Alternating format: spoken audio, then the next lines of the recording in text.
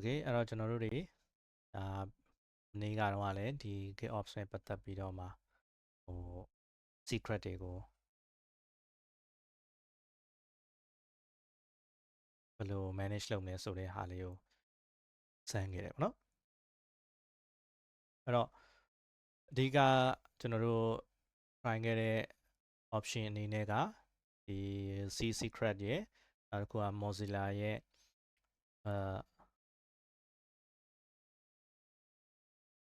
SOPs နော်တော်တော်များများတော့ SOPs လို့ထွက်ကြတယ်ပေါ့နော် SOPs လို့ထွက်တယ်ဆိုတော့ SOPs ခေါ်ကြပါတော့ပေါ့နော်SOPs နဲ့ကျွန်တော်တို့စမ်းခဲ့တယ်ပေါ့နော်အဲ့တော့ SOPs မှာအဓိကကျွန်တော်တို့သုံးခဲ့တာကဒီသူ့ရဲ့ guide ထဲမှာပြောတဲ့အတိုင်း GPT key နဲ့သုံးခဲ့တယ်ပေါ့နော် GPT key ကိုသုံးပြီးတော့ဘယ်လိုလုပ်လဲဆိုတာလေးကျွန်တော်ကြည့်ခဲ့တယ်နောက်ထပ်သူဒီမှာ option တစ်ခုအနေနဲ့ပေးထားတာရှိတယ်ဒါလေးကိုကျွန်တော်နည်းနည်း confuse ဖြစ်သွားတာက GPT ရဲ့ဟာအနေနဲ့လို့ကျွန်တော်ထင်လိုက်တာပေါ့နော်ဒါပေမဲ့ तू ကဘာလဲဆိုရင် Argyle ဆိုတဲ့ဟာကနောက်ထပ်solution တစ်ခုပေါ့နော်ဒီ OpenGPT PGP ပေါ့နော် OpenPGP အနေနဲ့မျိုးပဲသူကလည်းpublic key private key အနေနဲ့လုပ်တဲ့ဟာပဲเนาะကျွန်တော်ဒါဟာရဲ့ age ကိုသတ်မှတ်တဲ့ဟာအနေနဲ့ထင်လိုက်တာပေါ့เนาะဒီ certificate တောင်ဖြစ်တဲ့ဒီGPT မှာကျွန်တော်တို့က expiry တွေပါရှိတော့အဲ့ဒါအတွက်လုပ်တဲ့ဟာလားမသိဘူးဆိုပြီးကျွန်တော်တမန်ကန်ရှန်ကပဲကြည့်လိုက်တာပေါ့เนาะဒါကိုကျွန်တော်သတိမထားမိလိုက်အဲ့တော့ဒီကောင်က Argyle ဆိုတဲ့ဟာကကြတော့နောက်ထပ်tools တစ်ခုပေါ့เนาะ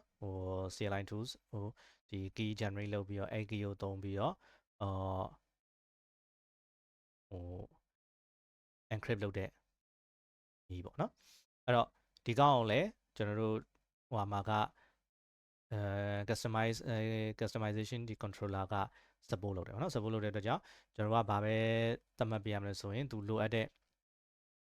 ဒီ sops နဲ့ဒီလိုမျိုး generate ထုတ်တဲ့အချိန်မှာเนาะ Argyle သူရဲ့ key ကိုကျွန်တော်တို့ကညွှန်းပြီးတော့ encrypt လုပ်လိုက်ရုံပဲပေါ့เนาะအဲ့တော့အဲ့ဒါ public key ဟာကိုသုံးပြီးတော့ encrypt လုပ်လိုက်တယ်ဆိုလို့ရှိရင်ဒီ in place အနေနဲ့ပေါ့เนาะဒါကသူကfile ထဲမှာရှိတဲ့ကောင်ကို encrypt လုပ်သွားမှာပေါ့เนาะအဲ့တော့များသောအားဖြင့်ကတော့အခုနောက်ပိုင်းဒီ recommend လုပ်တာကတော့ဒီ Argyle ကိုrecommend လုပ်တယ်ကျွန်တော်တွေ့လောက်ပေါ့နော်ဘာလို့ဆိုတော့သူကနည်းနည်းပို့ပြီးတော့GPT ထက်နည်းနည်းယူရှင်းတဲ့အတွက်ကြောင့်ပေါ့နော်သူရဲ့ဒီ key ကို manage လုပ်တဲ့ပုံစံကယူရှင်းတဲ့အတွက်ကြောင့်ဒါကိုတော့ recommend လုပ်ကြရအောင်နော်အဲ့တော့ဒါလေးကဘာမှခက်တော့မဟုတ်ဘူးပေါ့နော်သူဒီမှာပြထားတဲ့အတိုင်းဆိုရင်ကျွန်တော်ဒီ Argyle package လေး install လုပ်လိုက်ပြီးတော့လို့ရှိရင်key gen နဲ့ generate ထုတ်လိုက်တယ်ဆိုလို့ရှိရင် public key နဲ့ private key နဲ့ထွက်လာလိမ့်မယ်ပေါ့နော်အဲ့တော့ public key အနေနဲ့ကနော်ဒီ key ကိုနော်ဒါကတော့ private key ဖြစ်မှာပေါ့ဒီ public key ကဒီလို output ထွက်လာမှာဆိုတော့အဲ့တော့private key ကိုသူ့အနေနဲ့ဒီမှာလုပ်လိုက်တာကဒီ flex system အောက်ထဲမှာနော်ဒီ file လေးကိုသွားပြီးတော့သွားထည့်လိုက်တာ create a secret အနေနဲ့ပေါ့နော် sops Argyle ဆိုပြီးတော့သွားထည့်လိုက်တယ်ထည့်ပြီးတော့မှဒီ YAML file နေထဲမှာရှိတဲ့ data ကို encrypt လုပ်တာတော့ဒီနည်းလမ်းနဲ့သူက encrypt လုပ်တယ်ပေါ့နော်ဒါကဒီမှာသူကဒီ inline တစ်ခါတည်းဒီမှာရေးပြီးတော့expression တွေเนาะ regex တွေပါတွေကိုသူကသတ်မှတ်ပြီးတော့ပြောတာအဲ့ဒီစားကျွန်တော်တို့ဘောမှာလုပ်ခဲ့သလိုမျိုးဒီ config လေး creation rules လေးရေးပြီးတော့သုံးလဲရတယ်เนาะဒါကကျွန်တော်တို့တိုက်တဲ့နည်းကျွန်တော်လုပ်လို့ရတယ်အဲ့တော့ဒီမှာတော့ဘာတော့ဖြစ်သွားမလဲဆိုရင် GPT နေရာမှာ Argyle ဖြစ်သွားမှာပေါ့နော်sops config file အနေနဲ့ပေးလို့ရတဲ့ဟာတွေကတော့ဒီမှာကြည့်လို့ရမယ်ပေါ့နော်ဒါနေ့ကကျွန်တော်တို့စမ်းခဲ့တဲ့ဟာလေးပေါ့နော်အဲ့တော့ဒီနေ့ကျွန်တော်တို့ဘာကိုကြည့်မလဲဆိုတော့ဒီ GitOps နဲ့ပတ်သက်ပြီးတော့ပေါ့နော်နောက်ဆုံးအနေနဲ့ကျွန်တော်တို့ကဘာတွေကျွန်တော်တို့စဉ်းစားဖို့လိုလဲဆိုတဲ့အပိုင်းလေးတွေပေါ့နော်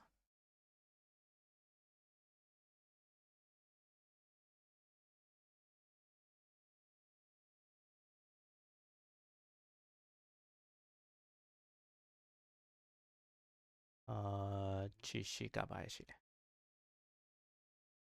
paste ထားပါတော့နော် installation ရှိမယ် integration ရှိမယ် monitoring ဒါလေးတွေကတော့ထပ်ပြီးတော့ explore လုပ်ကြည့်ပေါ့နော်ဒီ UK component source controller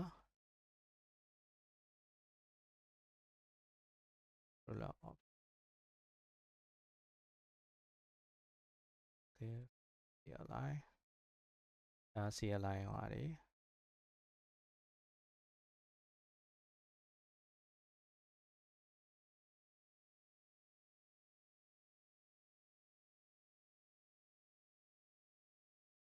ခိုင်ဖို့ကိုသွားကြည့်လိုက်မယ်နော်ဒီမှာကျွန်တော်တို့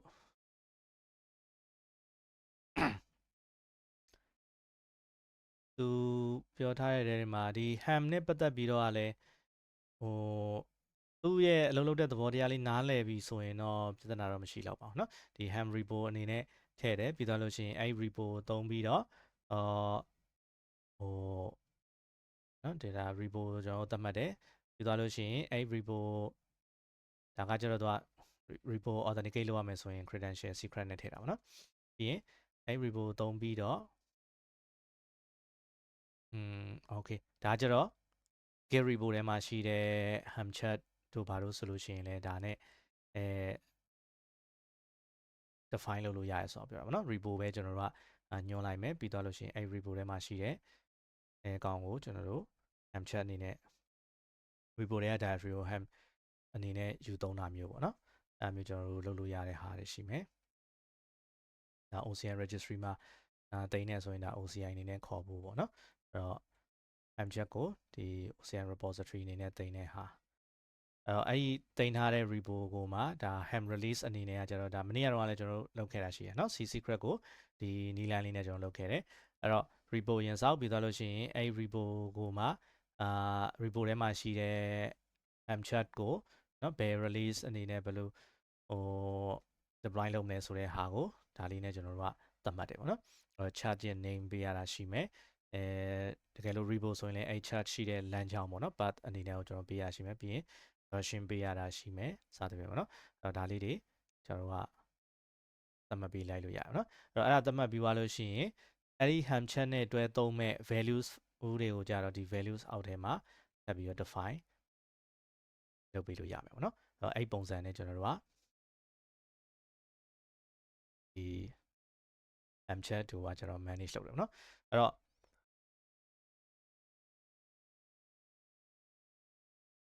ော့ကျွန်တော်တို့ဒီမှာ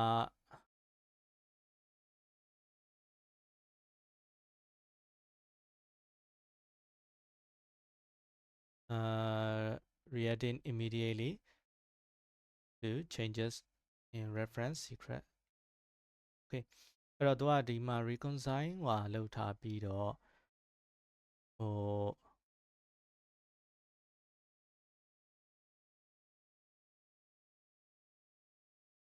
config map you can set the following label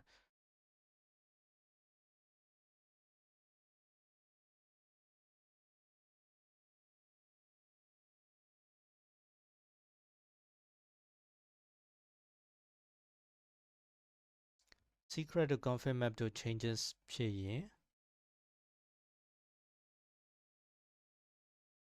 trigger လုပ်ဖို့ရယ်နော်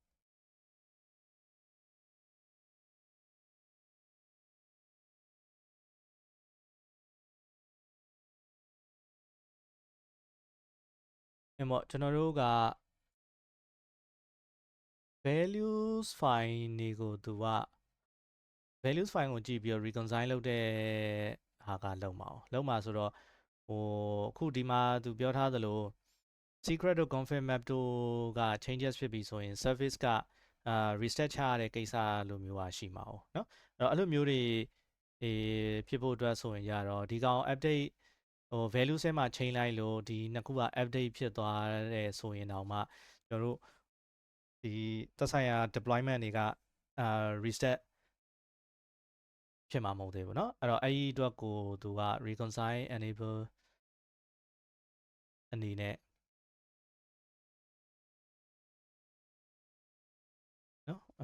optional in the feed နော် include spec values from deletion events နော် okay အဲ့တော့ဒါကတော့အဲ့ဒီလိုမျိုးဒီ update ဖြစ်သွားတဲ့ဟာကိုသူ reconcile လုပ်တဲ့အနေနဲ့ install ပြန်လုပ်တဲ့ဟာက upgrade နဲ့သွားမှာပါเนาะ and upgrade will be trigger ဆိုတော့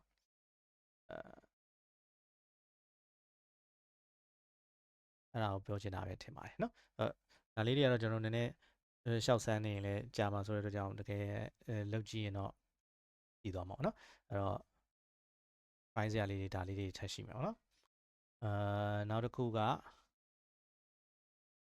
refer to values in secret generated with customize and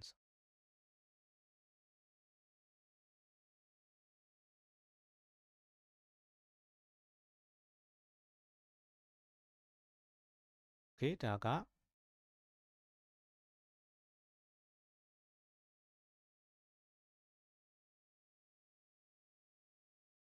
customize config for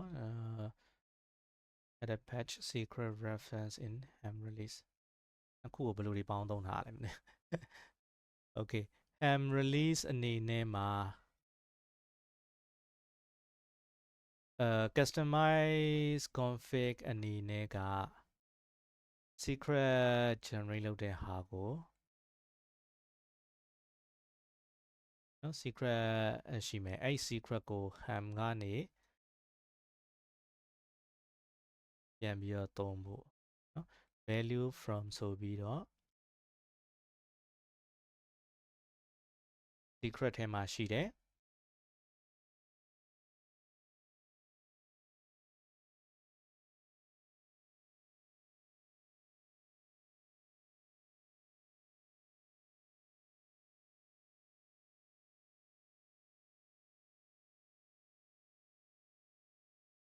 source ကဒီ repo ရယ် source reference က chat ကဒီကောင်ညွှန်တယ်เนาะညွှန်တယ်ပြီးတော့ values from ဆိုပြီးတော့ secret ထဲကနေယူတဲ့ဟာကိုသူကပြောထားတာ okay အဲ့တော့ customization အနေနဲ့ကကြတော့အဲ့ဒီအတွက်ကိုဒီမှာက secret generator အနေနဲ့က values file ကို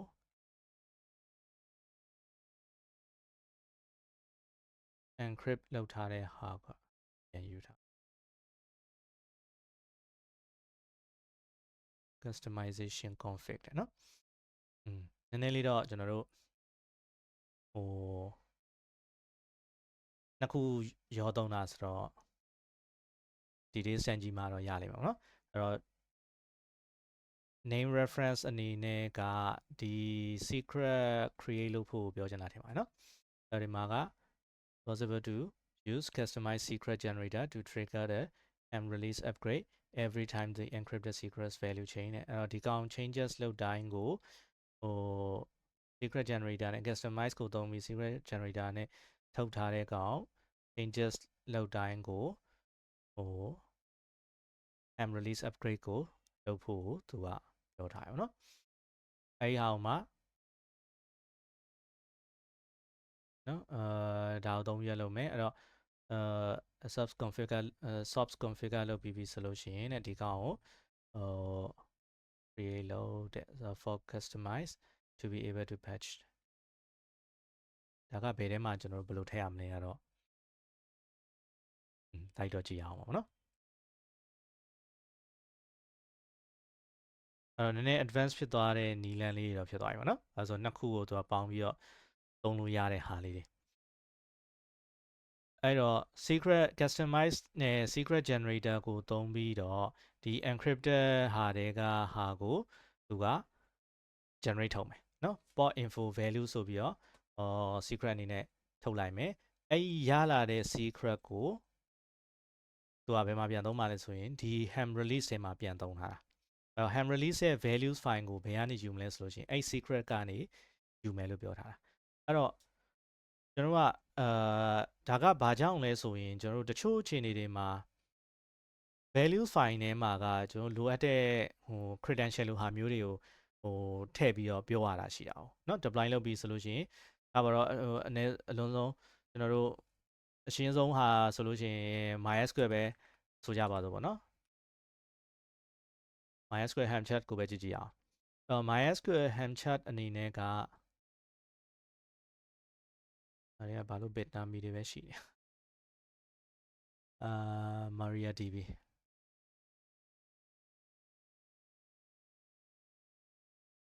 နော် MariaDB ရဲ့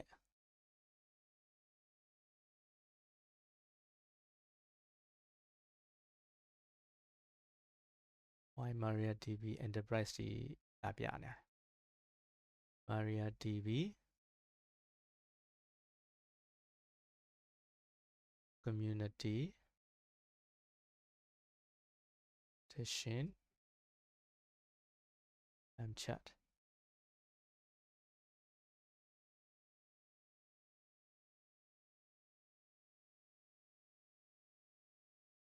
ဒါရရှိမယ်နော်ထားပါတော့ဒီမှာဆိုရင်ဒါ Helm chart အနေနဲ့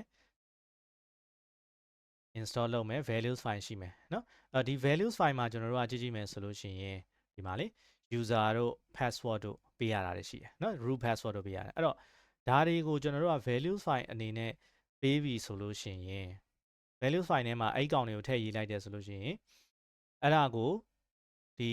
Helm chart အတွက်ကိုကျွန်တော်တို့ကဒီ GitOps အနေနဲ့လုပ်မယ်ဆိုရင်အဲ့ values file values တွေကိုဒီ Helm release ထဲမှာဒီတိုင်းလာထည့်ရေးမယ်ဆိုလို့ရှိရင်ဒီလိုမျိုးပေါ့နော်ဒီလိုမျိုးလာထည့်ရေးမယ်ဆိုရင်ကျွန်တော်တို့မနေ့ကပြောခဲ့တဲ့အတိုင်း concern ကเนาะဒီ git ထဲမှာဒီ credential တွေကရှိနေတာဖြစ်တဲ့ကြောင့်လွယ်ကူကူနဲ့တနည်းမဟုတ်တနည်းနဲ့ရသွားတာမျိုးတွေဖြစ်နေနိုင်တယ်เนาะအဲ့တော့အဲ့လိုမျိုးမဖြစ်အောင်ကျွန်တော်တို့ကဒီ secret ဒီဆိုလို့ရှိရင်เนาะcredential လိုဟာမျိုးဒါ sensitive information တွေဆိုလို့ရှိရင် encrypt လုပ်ပြီးတော့မှာ git ထဲကိုထည့်တဲ့ဟာကိုလုပ်တင်တယ်ပေါ့နော်အဲ့လိုလုပ်ဖို့အတွက်ကိုသူကဘာလုပ်လိုက်လဲဆိုတော့ values file ကိုကျွန်တော်တို့ကဘယ်ကနေယူလိုက်လဲဆိုတော့ secret ကနေယူဖို့သူပြောထားတယ်เนาะအဲ့ဒီမှာsecret sorry ဒီမှာ secret ကနေဒီ secret လေးကနေယူမယ်ဆိုပြီးတော့ပြောထားလိုက်တယ်เนาะအဲ့လိုပြောထားတဲ့အတွက်ကြောင့် customize အနေနဲ့ကဒီ secret generator ကိုသုံးပြီးတော့ဒီနာမည်နဲ့ generate လုပ်တယ်အဲ့လို generate လုပ်ဖို့အတွက်ဆိုလို့ရှိရင်ဒီ my values ဒါ encrypted file လေးပေါ့နော်အဲ့ဒီဟာလေးကိုဖတ်ပြီးတော့ values.yaml အနေနဲ့သူက secret create လုပ်လိုက်တယ်အဲ့တော့အဲ့ထွက်လာတဲ့ secret ကိုမှဒီ Helm release ကယူသုံးပြီးတော့deploy လုပ်တဲ့ပုံစံမျိုးနဲ့သွားမယ်ပေါ့နော်အဲ့တော့အဲ့လိုမျိုးလုပ်လိုက်ခြင်းအပြင်ကျွန်တော်တို့ရဲ့ဒီ git repo ထဲမှာကဘာပဲရှိမလဲဆိုလို့ရှိရင်ဒီ encrypted file ပဲရှိမယ်အဲ့ encrypted ဟာကို customize က generate ထုတ်မယ်ရလာတဲ့ခါကိုမှဒါသုံးတာဖြစ်တဲ့အတွက်ကြောင့်secret အနေနဲ့ create လုပ်ပြီးတော့မှအဲ့ secret ကနေယူတာဖြစ်တဲ့အတွက်ကြောင့် git ထဲမှာအဲ့ information မရှိတော့ဘူးเนาะ git ထဲမှာက encrypted ပဲရှိမယ်decrypt လုပ်ပြီးတော့မှသာသူက secret အနေနဲ့ Kubernetes ထဲမှာ create လုပ်လိုက်မှာအဲ့ရလာတဲ့secret ကိုမှသုံးတာဖြစ်တဲ့အတွက်ကြောင့်ပုံမှန်ဒီ git repo access ရရုံနဲ့အဲ့ဒီက data ကိုကျွန်တော်တို့ကကြည့်လို့မရတော့ဘူးเนาะအဲ့လိုနီလန်နဲ့ကျွန်တော်တို့လုပ်လို့ရတာလေးတွေရှိပါမယ်เนาะအဲ့တော့ဒီနေရာမှာကျွန်တော်တို့ကပြောစရာရှိတာက okay တကယ်လို့များကျွန်တော်တို့ကအဲ့လို value တွေအကုန်လုံးကိုဒီဟိုဟာတွေကနေပဲယူရမှာလားပေါ့เนาะဒီsensitive data ပါတာနဲ့ဒီ value file တစ်ခုလုံး encrypt လုပ်ပြီးတော့တိမ်မှရမှာလားဆိုတာဒါနည်းနည်းစဉ်းစားကြရတော့ရှိအောင်เนาะအဲ့လိုမျိုးကြတော့ကျွန်တော်တို့ဆိုင်တာတွေရောမဆိုင်တာတွေရောအကုန်လုံးကိုကျွန်တော်ကencrypt လုပ်ပြီးတိမ်လိုက်တယ်ဆိုရင်ကြတော့နော်ဒီ sensitive ဒီ credential လိုဟာမျိုးတွေမဟုတ်ဘဲတခြားဟာတွေကိုပါကျွန်တော်က encrypt လုပ်ပြီးတင်လိုက်တယ်ဆိုရင်တခုခုဆိုရင်ပြင်ချင်းခတ်သွားလိမ့်မယ်နော်ပြင်ချင်းခတ်သွားမှဖြစ်တဲ့ကြောင့်ဒီသူ့ရဲ့ဒီဟာကိုကြည့်ချင်းအပြင်ကျွန်တော်စမ်းလို့မစမ်းဘူးသေးဘူးနော်ဒီသူ့ရဲ့ option ဟွာလေးတွေကိုကြည့်ချင်းအပြင်ဒီမှာက values from ရဲ့သဘောတရားက multiple entry ကိုလက်ခံတဲ့အနေအထားမှာရှိတယ်အဲ့တော့secret ကနေယူတာမျိုးလည်းဖြစ်နိုင်တယ်လို့ config map ကနေယူတာမျိုးလည်းဖြစ်နိုင်တယ်ပေါ့နော်အဲ့တော့ multiple ကိုကျွန်တော်တို့ကထည့်ပြီးတော့သုံးလို့ရနိုင်ခြေရှိတယ်နော်အဲ့ဒါလေးကိုကျွန်တော်တို့နည်းနည်းထပ်ပြီးတော့ explore ကြည့်အောင်ကျွန်တော်တို့ကဘယ်ထဲမှာဖြစ်သွားမလဲဆိုတော့ use case ထဲမှာ case ကပါရှိတာ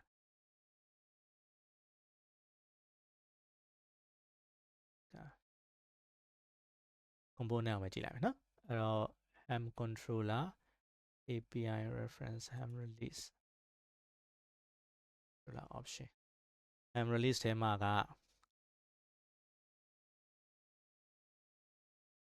ဒါ values ကိုတန်းပြီးတော့ရေးတဲ့နည်းလမ်း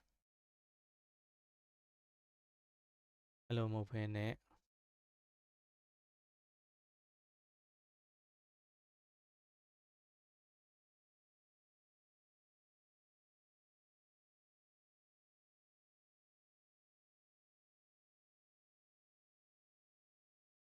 values from နဲ့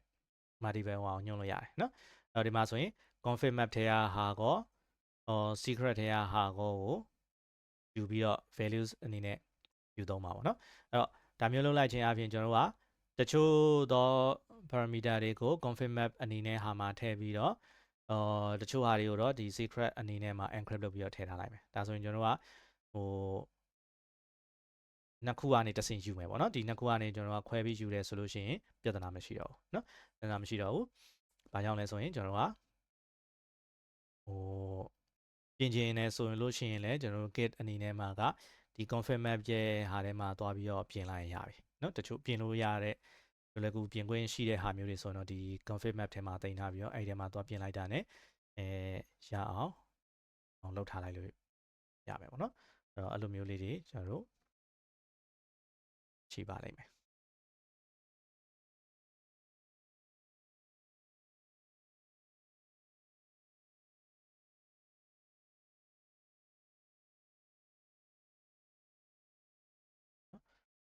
post render တွေရောသူ့မှာတချို့ဟာတွေရှိသေးတယ်ကျွန်တော်ကဟို dependency အနေနဲ့စောင့်ပြီးတော့မှနောက်ဟိုကို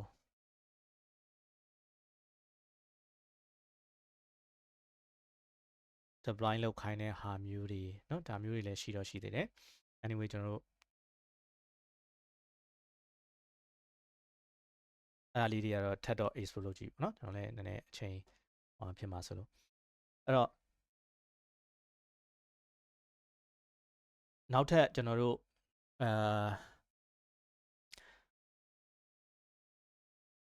ဒီဟွာလေးမှာနည်းလောက်ထပ်ကြည့်အောင်เนาะuser guide မှာ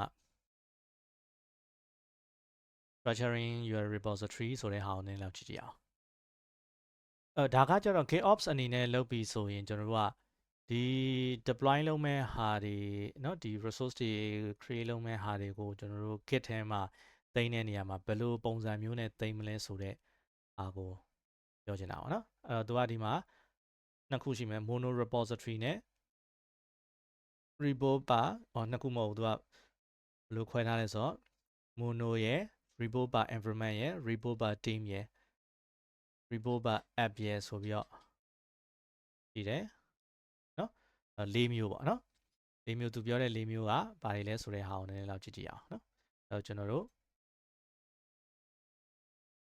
offset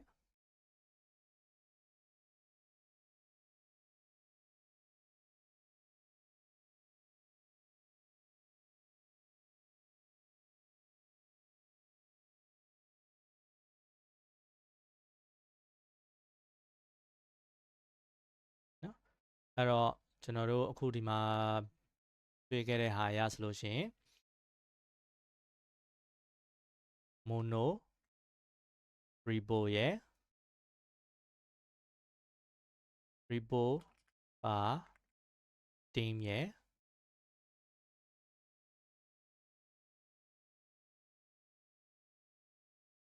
repo ပါ environment ရဲ့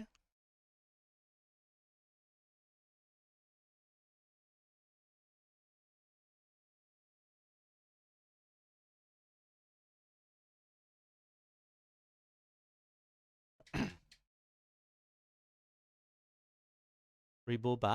app ရဲ့နော်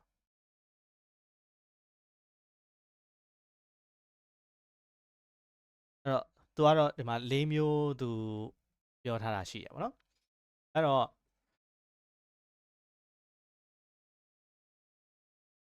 တစ်ခုချင်းစီရဲ့ဟာလေးကျွန်တော်တို့နည်းနည်းလောက်ကြည့်ကြည့်ရအောင်ပေါ့နော်အဲ့တော့ mono repository အနေနဲ့ကသူက repo တစ်ခုတည်းမှာပဲနော်ဒီမှာဆိုရင် manifest တွေကို repo တစ်ခုတည်းမှာပဲတင်တာတဲ့နော်the various environment specific configs are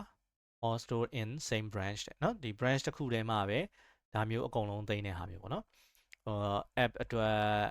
ဟာကော infrastructure ဟာကော cluster ဟာကောစသဖြင့်ပေါ့နော်ဒါမျိုးသူက structure ချပြီးတော့လုပ်ထားတယ်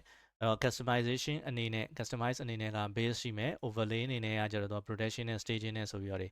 ခွဲထားတယ်ပေါ့နော်အဲ့တော့ app deploy လုပ်တဲ့ဟာအတွက်ဟာရှိမယ်ဒီ infrastructure ဆိုတဲ့ဟာမှာက maybe ကျွန်တော်တို့C secret လိုမျိုးတို့เนาะဒီ ingress တို့ingress controller ပဲဖြစ်ဖြစ်gateway API ပဲဖြစ်ဖြစ်ပေါ့เนาะအဲ့အတွက်လိုအပ်တဲ့ဟာတွေ setup လုပ်တဲ့ဟာမျိုးတွေ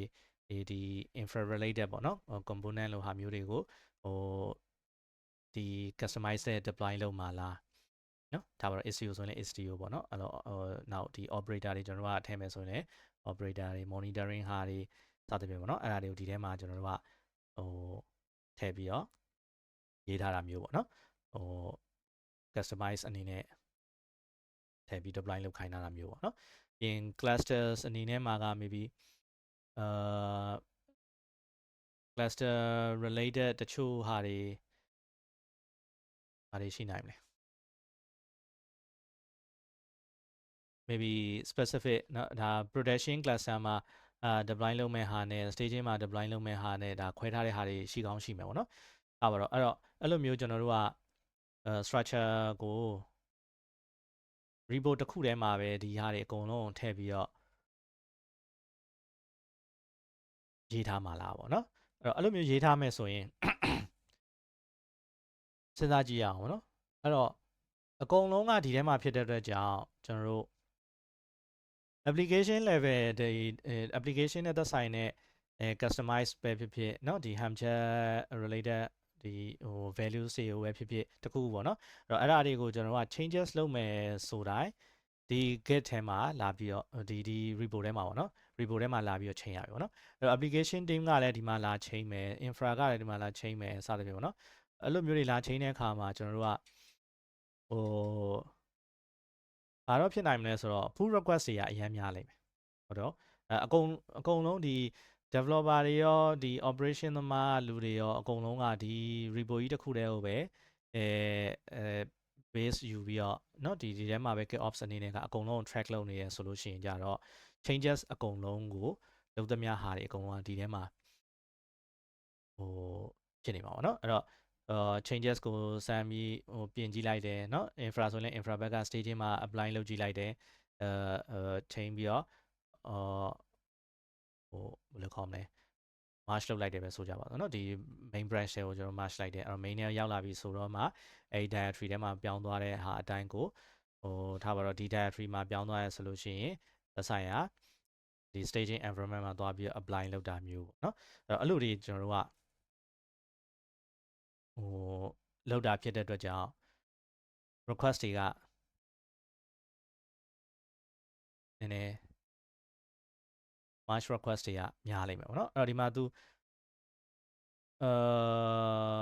each cluster state is defined in a dedicated cluster protection where specific apps and infrastructure overlay are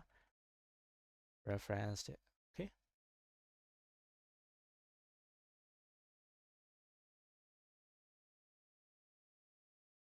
possible to define the order in which cluster is reconciled as the cluster add-on and other Kubernetes controller than the application တင်နေတယ်နော်ဝေထားပါတော့အဲ့တော့ဒီမှာကျွန်တော်တို့သွားကြည့်လို့ရတယ်တဲ့ this approach ကိုဘယ်လိုလုပ်ထားလဲဆိုတဲ့ဟာနော် okay အဲ့တော့ဒီမှာ cluster ရဲ့ infra ရဲ့ app ရဲ့ပြထားတဲ့ဟာလေးနည်းနည်းကြည့်ကြည့်အောင်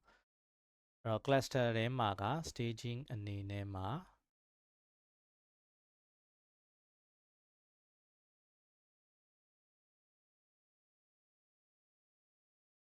โอเค apps ရှိမယ်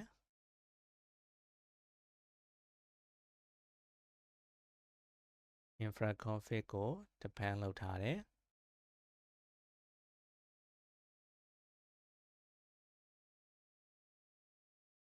infra config ကပါတယ်တော့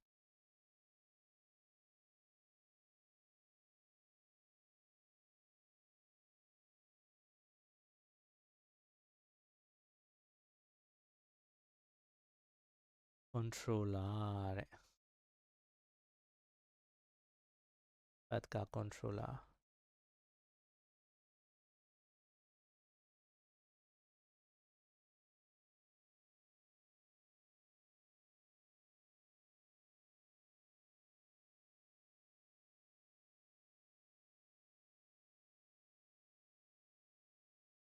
okay infra အောက်က controller မှာ okay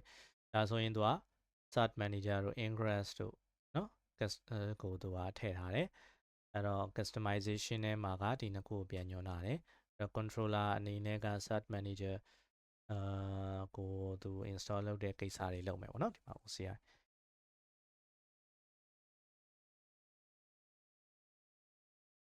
okay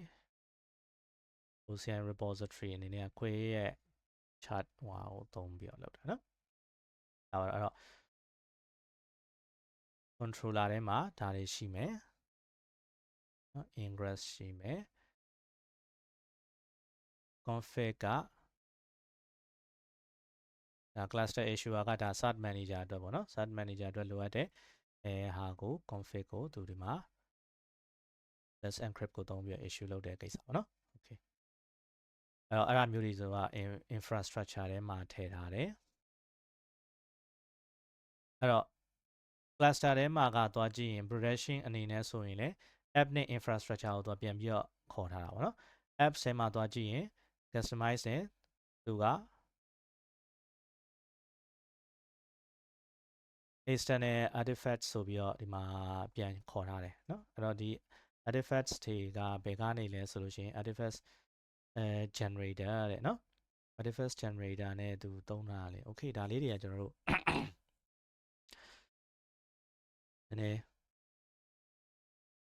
မကြည့်ရသေးတဲ့ဟာလေးเนาะ sorry artifacts generator နဲ့ဘာလုပ်လို့ရလဲဆိုတော့ mono repo အနေနဲ့ git repo ကို create လုပ်တဲ့ alias ကဒါနဲ့တဲ့เนาะ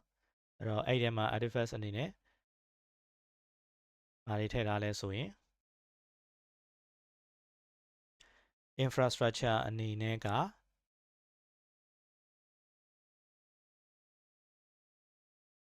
ဒီ mono repo ထဲမှာရှိတဲ့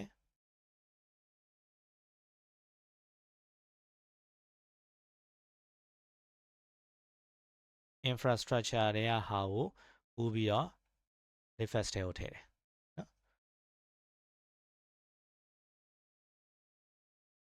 အဲ့တော့ apps ကလည်းဒီထဲဟာကိုကူးပြီးတော့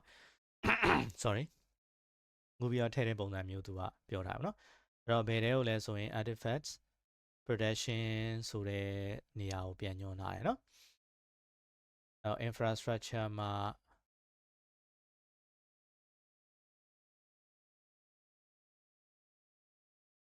ဒါ prod အနေနဲ့က artifacts အောက်ထဲကို infrastructure ဟာတွေကို artifacts အောက်ထဲကိုထည့်ထားရင် app အနေနဲ့ကကြတော့ infrastructure လိုမျိုးမဟုတ်တော့ဘူးเนาะ artifacts အောက်မှာ production ဆိုတဲ့ဒါ production အောက်မှာသွားကြည့်လို့ပေါ့နော်အဲ့မျိုးသွားထည့်တယ်အဲ့တော့အဲ့လိုထည့်လိုက်ပြီးတော့မှ infrastructure ဆိုလို့ရှိရင်သူက reference အနေနဲ့ကเนาะ external artifact ဆိုပြီးတော့ဒါပြန်ခေါ်ပြီးတော့သုံးထားတာဒီဘက်မှာထည့်ထားတဲ့ဟာကိုပဲเนาะဒီကနေသူ copy ကူးခိုင်းထားတဲ့ဟာကိုပဲ artifact ထဲမှာရှိတဲ့ဒီ infrastructure ဆိုတဲ့ artifact ကိုပြန်ညွှန်းထားတာเนาะပြန်ညွှန်းထားတာဆိုတော့အဲ့ဒီထဲမှာရှိတဲ့ controller ဟိုဘက်ကနေသူက copy ကူးလိုက်မှာ copy ကူးလိုက်မယ်ဆိုတော့အဲ့ artifacts ထဲမှာရှိတဲ့ controller ကိုသူကသုံးပြီးတော့ apply လုပ်တဲ့အားကိုလောက်ခိုင်းထားတာเนาะ customize မှာဒုတိယတစ်ခုကကြတော့ဒါကတော့ infra config ပေါ့နော်အဲ့ဒီထဲမှာပဲရှိတယ် config အောက်ကဟာကို apply လုပ်ခိုင်းထားတာအဲ့တော့ controller config ကိုသူက ဟိုဘက်ကနေယူထားမှာ哦နော်ဒီမှာရှိတဲ့ controller ရော config ရောကိုဒီ directory အောက်ထဲကနေ artifact အနေနဲ့ဆွဲထုတ်ပြီးတော့မှယူထားတာအဲ့တော့ပြီးတော့မှနောက် app ပေါ့နော် app အနေနဲ့ကကြတော့သူဒီမှာဗာပြန်လောက်ထားလဲဆိုတော့ depends on infra config ကို depends လောက်ထားရပါတော့ depends လောက်ထားပြီးတော့မှအဲ့ဒီကောင် create လုပ်ထားတဲ့ဟာရှိတော့မှသူကဆက်ပြီးတော့အလုပ်လုပ်မဲ့ပုံစံပေါ့နော်အဲ့တော့ဒီမှာလဲသူက external artifacts ကနေပြန်ယူတယ် app ဆိုတဲ့ဟာကိုပြန်ယူတယ်အဲ့ဒီမှာ production ဆိုတဲ့လမ်းကြောင်းအောက်ကဟာကို apply လုပ်မယ်ဆိုပြီးတော့ပြောထားလိုက်တာပေါ့နော်အဲ့တော့ cluster ထဲမှာကသူကနှစ်ခုကိုပြန်ပေါင်းပြီးတော့ခေါ်ထားပါတော့အဲ့တော့ဘာလုပ်ထားလဲဆိုရင် app နဲ့ infra ထဲမှာက customization တွေကိုသူကခွဲပြီးရေးထားတယ်နော်base အနေနဲ့ရေးထားတာရှိမယ်နော်ဒီ base ရှိမယ် base ရဲ့ဟိုမှာ production နဲ့ staging ဆိုပြီးတော့ထပ်ခွဲထားတယ် production အတွက်က values တခုstaging အတွက်က values တခုเนาะstaging ရဲ့ values ထဲမှာက okay သူကဒီမှာလဲမစိုးเนาะသူလောက်ပြထားတာလေးကတော်တော်လေးကျွန်တော်တို့ဒါကို reference အနေနဲ့ယူပြီးတော့လုပ်မယ်ဆိုလုပ်တယ်လေเนาะဒီမှာဗာလဲဆိုတော့ app ထဲမှာမှ base ရှိမယ်ပြီးသွားလို့ရှိရင် production နဲ့ staging နဲ့ဆိုပြီးတော့ရှိမယ်เนาะဒီ base ထဲမှာကျွန်တော်ကြည့်ကြည့်အောင် release ရယ် repository ရယ်ဆိုပြီးတော့တွားထည့်ထားတာအဲ့တော့ကျွန်တော်တို့က app ကိုဟို customize ဟာအနေနဲ့ကိုလုပ်ထားတာမဟုတ်ဘူးเนาะ customize ကိုဟို customize ကိုသုံးမယ်ဆိုလည်းရတယ်ဒါပေမဲ့သူက customize အစား m repo ဟာနဲ့release နဲ့ကိုသူကဒီထဲမှာ customize နဲ့ပြန်ရေးထားတာเนาะအဲ့တော့ base အနေနဲ့ကတော့ဒီဟိုကဘာခေါ်မလဲအရင်ဆုံးဒီလိုဖြစ်သွားမှာပေါ့နော် app ကိုပဲအရင်ကြည့်ကြရအောင်နော် app ဆိုတဲ့ထဲမှာကျွန်တော်တို့က staging နဲ့ production နဲ့ဆိုပြီးနှစ်ခုရှိတယ်နော်သူဟာလေးနည်းနည်းသဘောကျလို့ကျွန်တော်တို့ဒါလည်းအခုမှကျွန်တော်လည်းကြည့်ဘူးတယ်ဘလို့ပြထားတဲ့ပုံစံလေးပေါ့နော်အဲ့တော့ဒီနှစ်ခုရှိမှာပေါ့နော်ဒီနှစ်ခုမှာကျွန်တော်တို့က staging နဲ့ production ထားပါတော့เนาะဟိုအဲ့တော့ဒီထဲမှာကကျွန်တော်ကဘာနဲ့ပဲ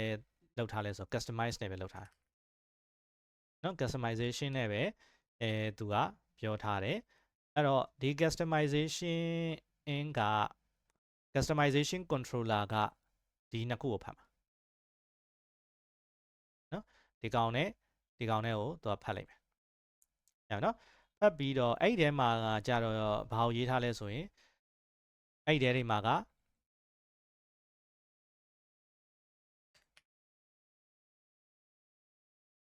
m repository နဲ့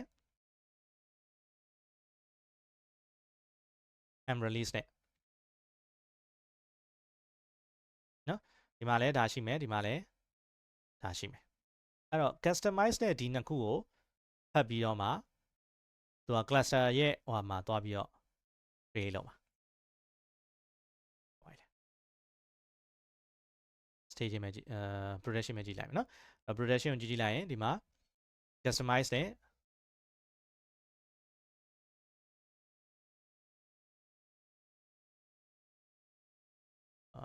okay production ရခဏbase မှာကြည့်လိုက်မယ်နော်အဲ့တော့ base မှာကတော့ဗာပြောထားလဲဆိုရင် repository နဲ့ release နဲ့ပြောထားတယ်ညောင်နော် namespace ရှိမယ် namespace ကတော့ဒါဟိုလိုအပ်တဲ့ namespace create လုပ်ဖို့အတွက်ပေါ့နော်ပြီးရင် release နဲ့ repo နဲ့နှစ်ခုရှိမယ်အဲ့တော့ release မှာကဗာပြောထားလဲဆိုလို့ရှိရင်ကျွန်တော်တို့ဘယ်ham check ကိုသုံးပြီးတော့လုပ်ပါမယ်ဆိုတဲ့ဟာကိုပြောထားတယ်လိုအပ်တဲ့ values တွေကိုဒီမှာရေးထားတယ်နော် release အားထဲမှာ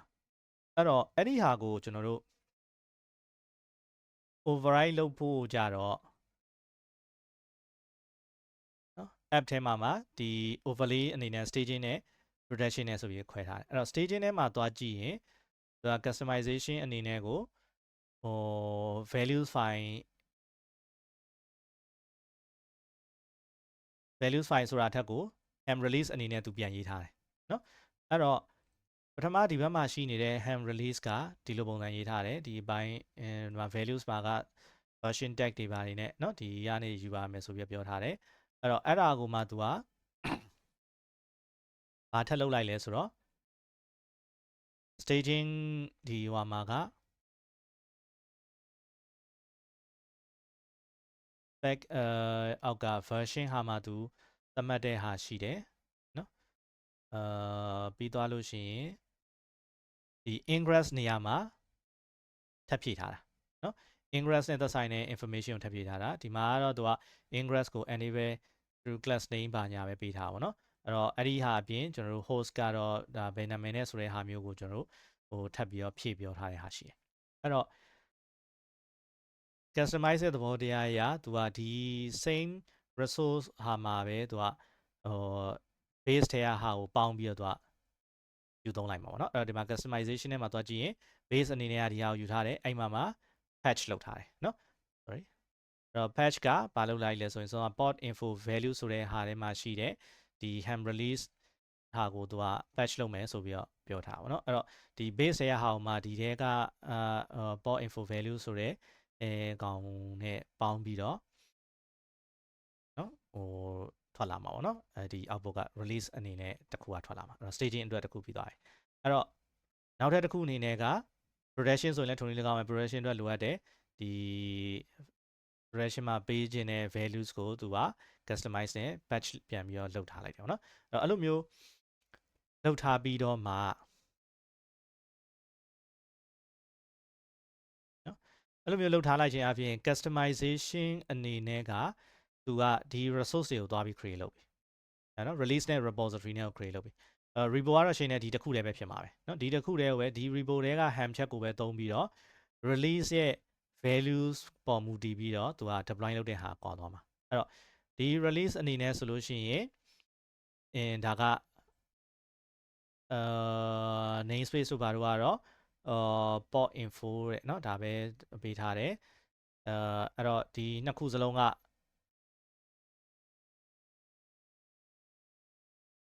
နော် production မှာလည်း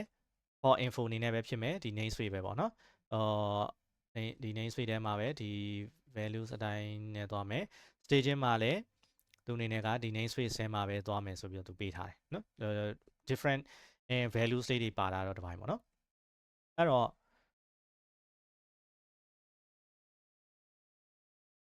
staging နဲ့ဒီ production နဲ့မှာက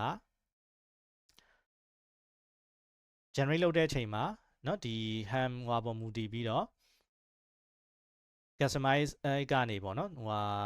create လုပ်တဲ့ဟာက base ပေါ်မူတည်ပြီးတော့မှသူ patch လုပ်တဲ့ဟာရှိမယ်ဒီ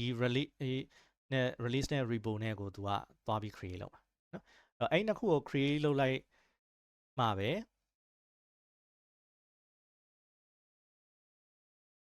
အဲ့နှစ်ခုကလည်းဘယ်ထဲမှာသွားပြီး create လုပ်မှာလဲဆိုလို့ရှိရင်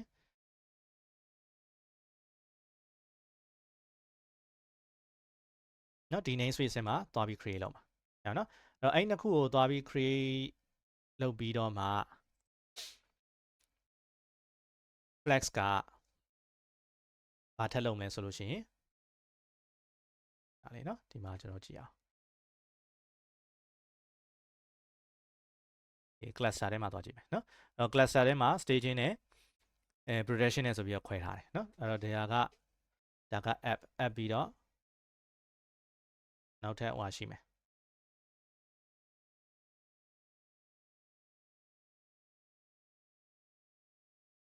နော် cluster မှာလည်း staging နဲ့ production နဲ့ရှိမယ်အဲ့တော့အဲ့နှစ်ခုမှာကသွားကြည့်ရင် staging မှာသူကမလုပ်ခိုင်းတာလဲဆိုရင်app ရဲ့ infrastructure ရဲ့ဆိုတဲ့နှစ်ခုပေါ့နော်အဲ့တော့အဲ့ဒီကမှ apps ကိုအရင်ကြည့်အောင်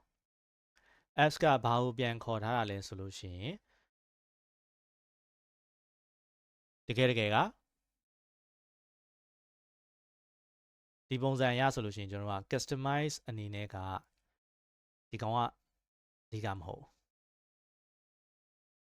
နော်ဒီကမဟုတ်ဘူးဘာလဲဆိုရင်ဒီ cluster ထဲမှာပြောထားတဲ့ကောင်ကအဓိကအဲ့တော့ဒီ ham release တွေ ham repo တွေအနေနဲ့ကဒီထဲမှာရှိတယ်အဲ့ဒါကိုမှ cluster တွေကနေသူကပြန်ခေါ်ထားတာเนาะcluster ထဲမှာကမလုပ်ထားလဲဆိုရင်ဒီမှာ staging ထဲမှာရှိတဲ့ဟာကို external artifacts အနေနဲ့ apply လုပ်ပါเนาะဘယ်နှစ်ခုသုံးခုကဘယ်လိုဖွင့်ရမလဲဟုတ်တော့เนาะ artifacts ထဲမှာเนาะအဲ့တော့ဒီဟာအနေနဲ့သွားပြီး create လုပ်ပါအဲ့တော့သူက repo git repo အနေနဲ့ဒီဟာကို create လုပ်တဲ့ဟာရှိမယ်ပြီးသွားလို့ရှိရင် artifacts အနေနဲ့ကဒီ mono repo ထဲမှာပဲရှိတဲ့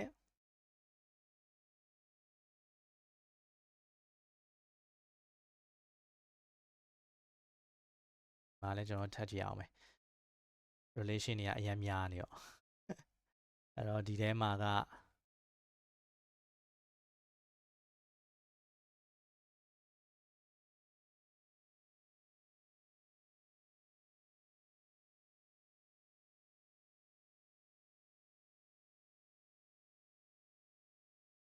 ဒီမှာတော့ဘာမှမထည့်တော့เนาะဒီကောင်ပဲထည့်ထားတယ်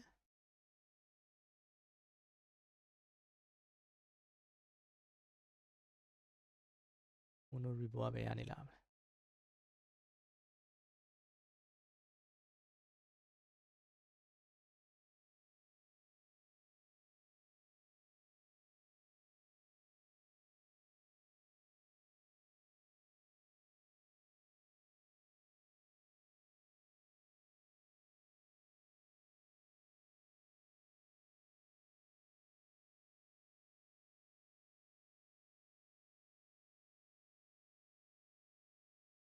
ဘယ်ထဲမှာရောက်နေလဲမသိ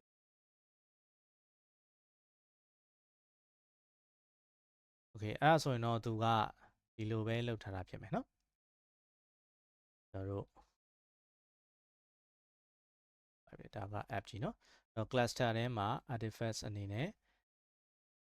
mono repo လို့သတ်မှတ်တယ်เนาะ source အနေနဲ့ git repo အနေနဲ့တခုသူသတ်မှတ်တယ်အဲ့ဒီထဲမှာ artifacts အနေနဲ့ဒီကောင်တွေကိုထည့်မယ်เนาะ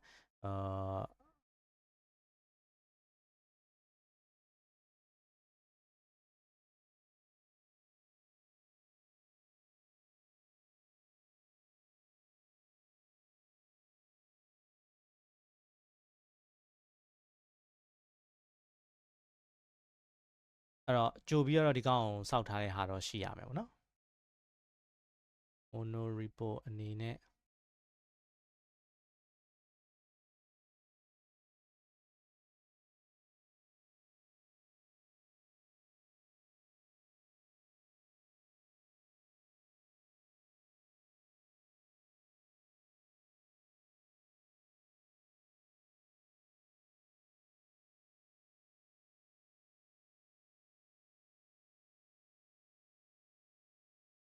ထဲရှင်း text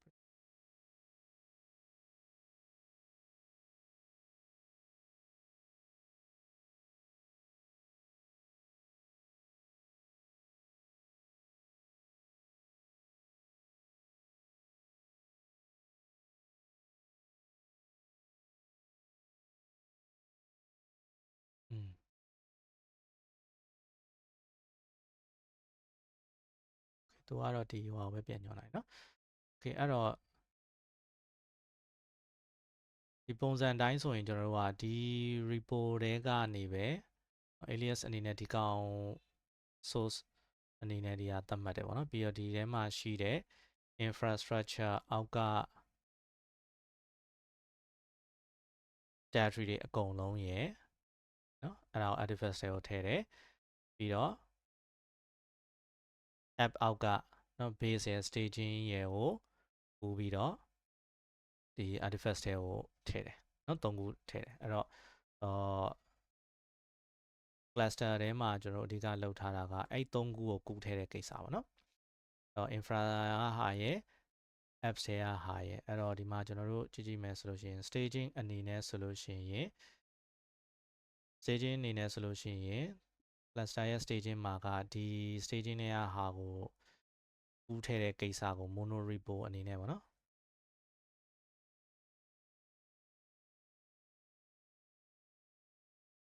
ကူးထည့်တဲ့ကိစ္စကို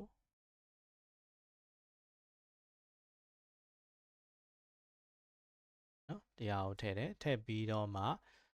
သူကဘာပြန်လုပ်တာရှိမလဲဆိုတော့အဲ့ဒီကောင်ကို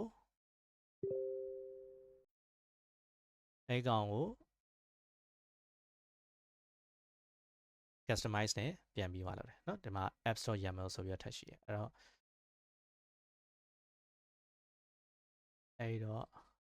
ဒီမှာက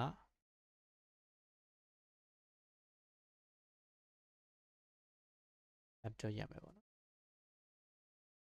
ရပါတယ် name က apps တဲ့ apps.yaml ဆိုတဲ့ကောင်ကဒီဟာတွေကိုเนาะဒီ staging အနေနဲ့ရှိတဲ့ဟာတွေကို apply လုပ်တယ်ရပါတယ်ဒီမှာเนาะအဲ့တော့ apps ဆိုပြီးတော့ဒီမှာ flag system အောက်မှာသွားပြီး create လုပ်တယ် source reference ကဒီကနေယူမယ်ဆိုပြီးတော့သူပြောထားတယ်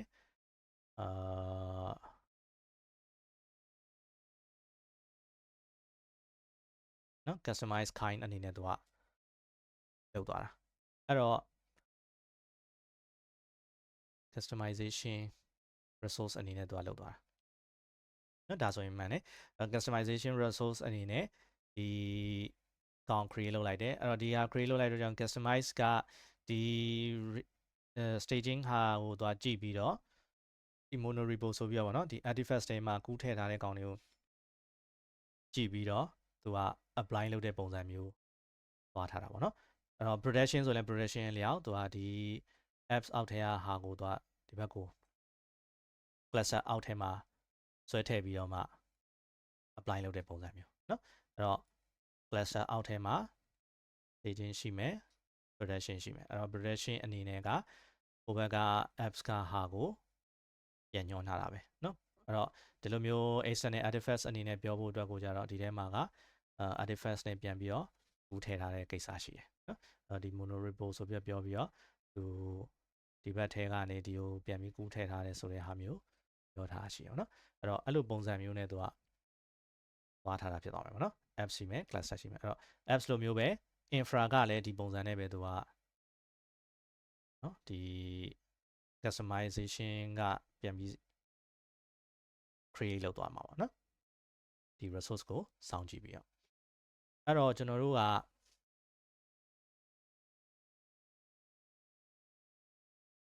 customization နဲ့ ham ကို manage လုပ်တယ် ham က application ကို deploy လုပ်တယ်နော်အဲ့လိုပုံစံနဲ့သွားထားတာအဲ့တော့ဒီနှစ်ခုသုံးပြီးတော့လုပ်တဲ့ approach ကိုသူဒီမှာပြထားတာပေါ့နော်delivery management အနေနဲ့ကသူဒီမှာဘာပြောထားလဲဆိုတော့train based deployment မှာတော့ development မှာတော့ changes are made in small batches and are merged into main နဲ့နော် main branch often နဲ့အဲ့တော့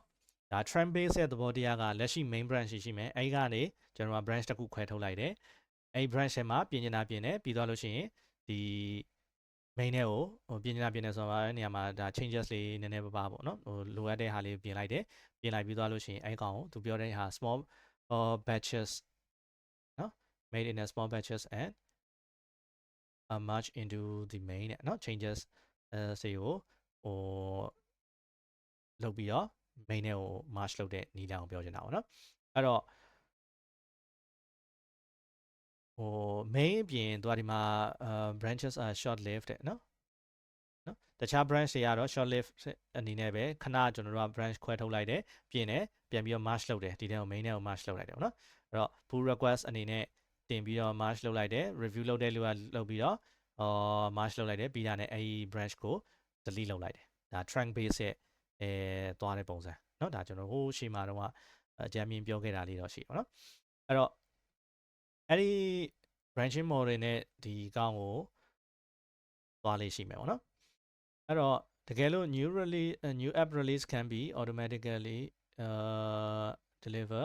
as staging using flex ရဲ့ image update ကိုသုံးပြီးတော့လုပ်လို့ရပါတယ်တဲ့เนาะဒါ ဒါကတော့ release အနေနဲ့ဟိုလုပ်မယ်ဆိုလို့ရှိရင်ကျွန်တော်စမ်းခဲ့တဲ့ဟာပဲเนาะစမ်းခဲ့တဲ့ဟာအရာကဘယ်နေရာမှာသွားပြင်မလဲဆိုတဲ့ဟာလေးကိုကျွန်တော်ကပြောသလိုမျိုးပဲပေါ့နော်အဲ့လိုပုံစံမျိုးနဲ့ကျွန်တော်တို့ပြင်ပြီးတော့ image changes ဖြစ်ပြီးဆိုရင် update သွားလုပ်ခိုင်းမဲ့ဟာပေါ့နော်အဲ့ဒါကိုကျွန်တော်ကသတ်မှတ်လို့ရတယ်အဲ့လိုမျိုးလုပ်ဖို့အတွက်ဆိုလို့ရှိရင်ဘာလို့မလဲကိုကျွန်တော်နည်းနည်းကြည့်အောင် release အနေနဲ့မှာကဒါက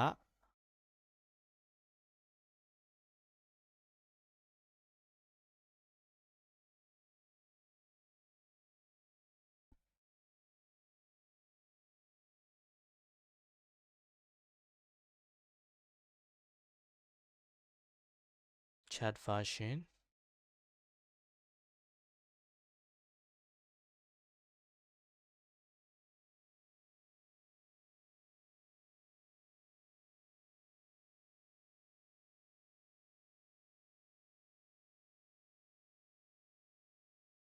ဒီထဲမှာဆိုရင်ဘယ်နေရာမှာကျွန်တော်တို့ကသွားထည့်လို့ရမလဲပေါ့နော်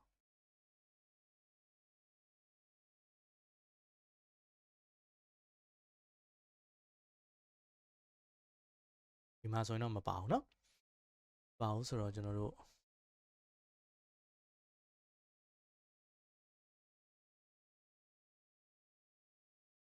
ဒီမှာပါတာကလည်းသူက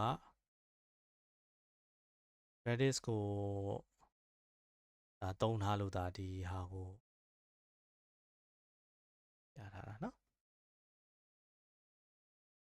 Okay maybe အဲ့လိုမျိုးတစ်ခုခုပေါ့เนาะဒီ Hamchat ရဲ့ဟာရမှာ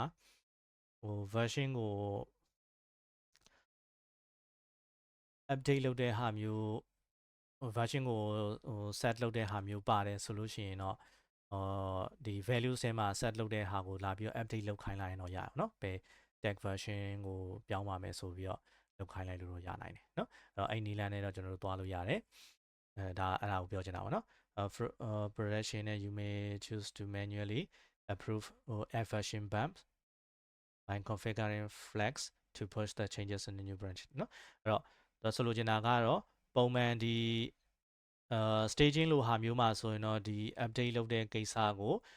automated လုပ်ထားပြီးတော့ production သွားဖို့အတွက်ဆိုရင်ကတော့အဲ့လိုမျိုး auto နဲ့မလုပ်ဖ ೇನೆ ဒီ user ကပဲเนาะ user ဆိုတာဒီ operator ကပဲဖြစ်ဖြစ်ပေါ့เนาะဒီဟိုchain တဲ့ကိစ္စကို chain ပြီးတော့မှ merge request တင်ပြီးတော့မှnew branch နဲ့ပေါ့เนาะpull request တစ်ခုအနေနဲ့ create လုပ်ပြီးတော့ merge လုပ်တဲ့ဟာကိုပြောတာပေါ့နော်အဲ့တော့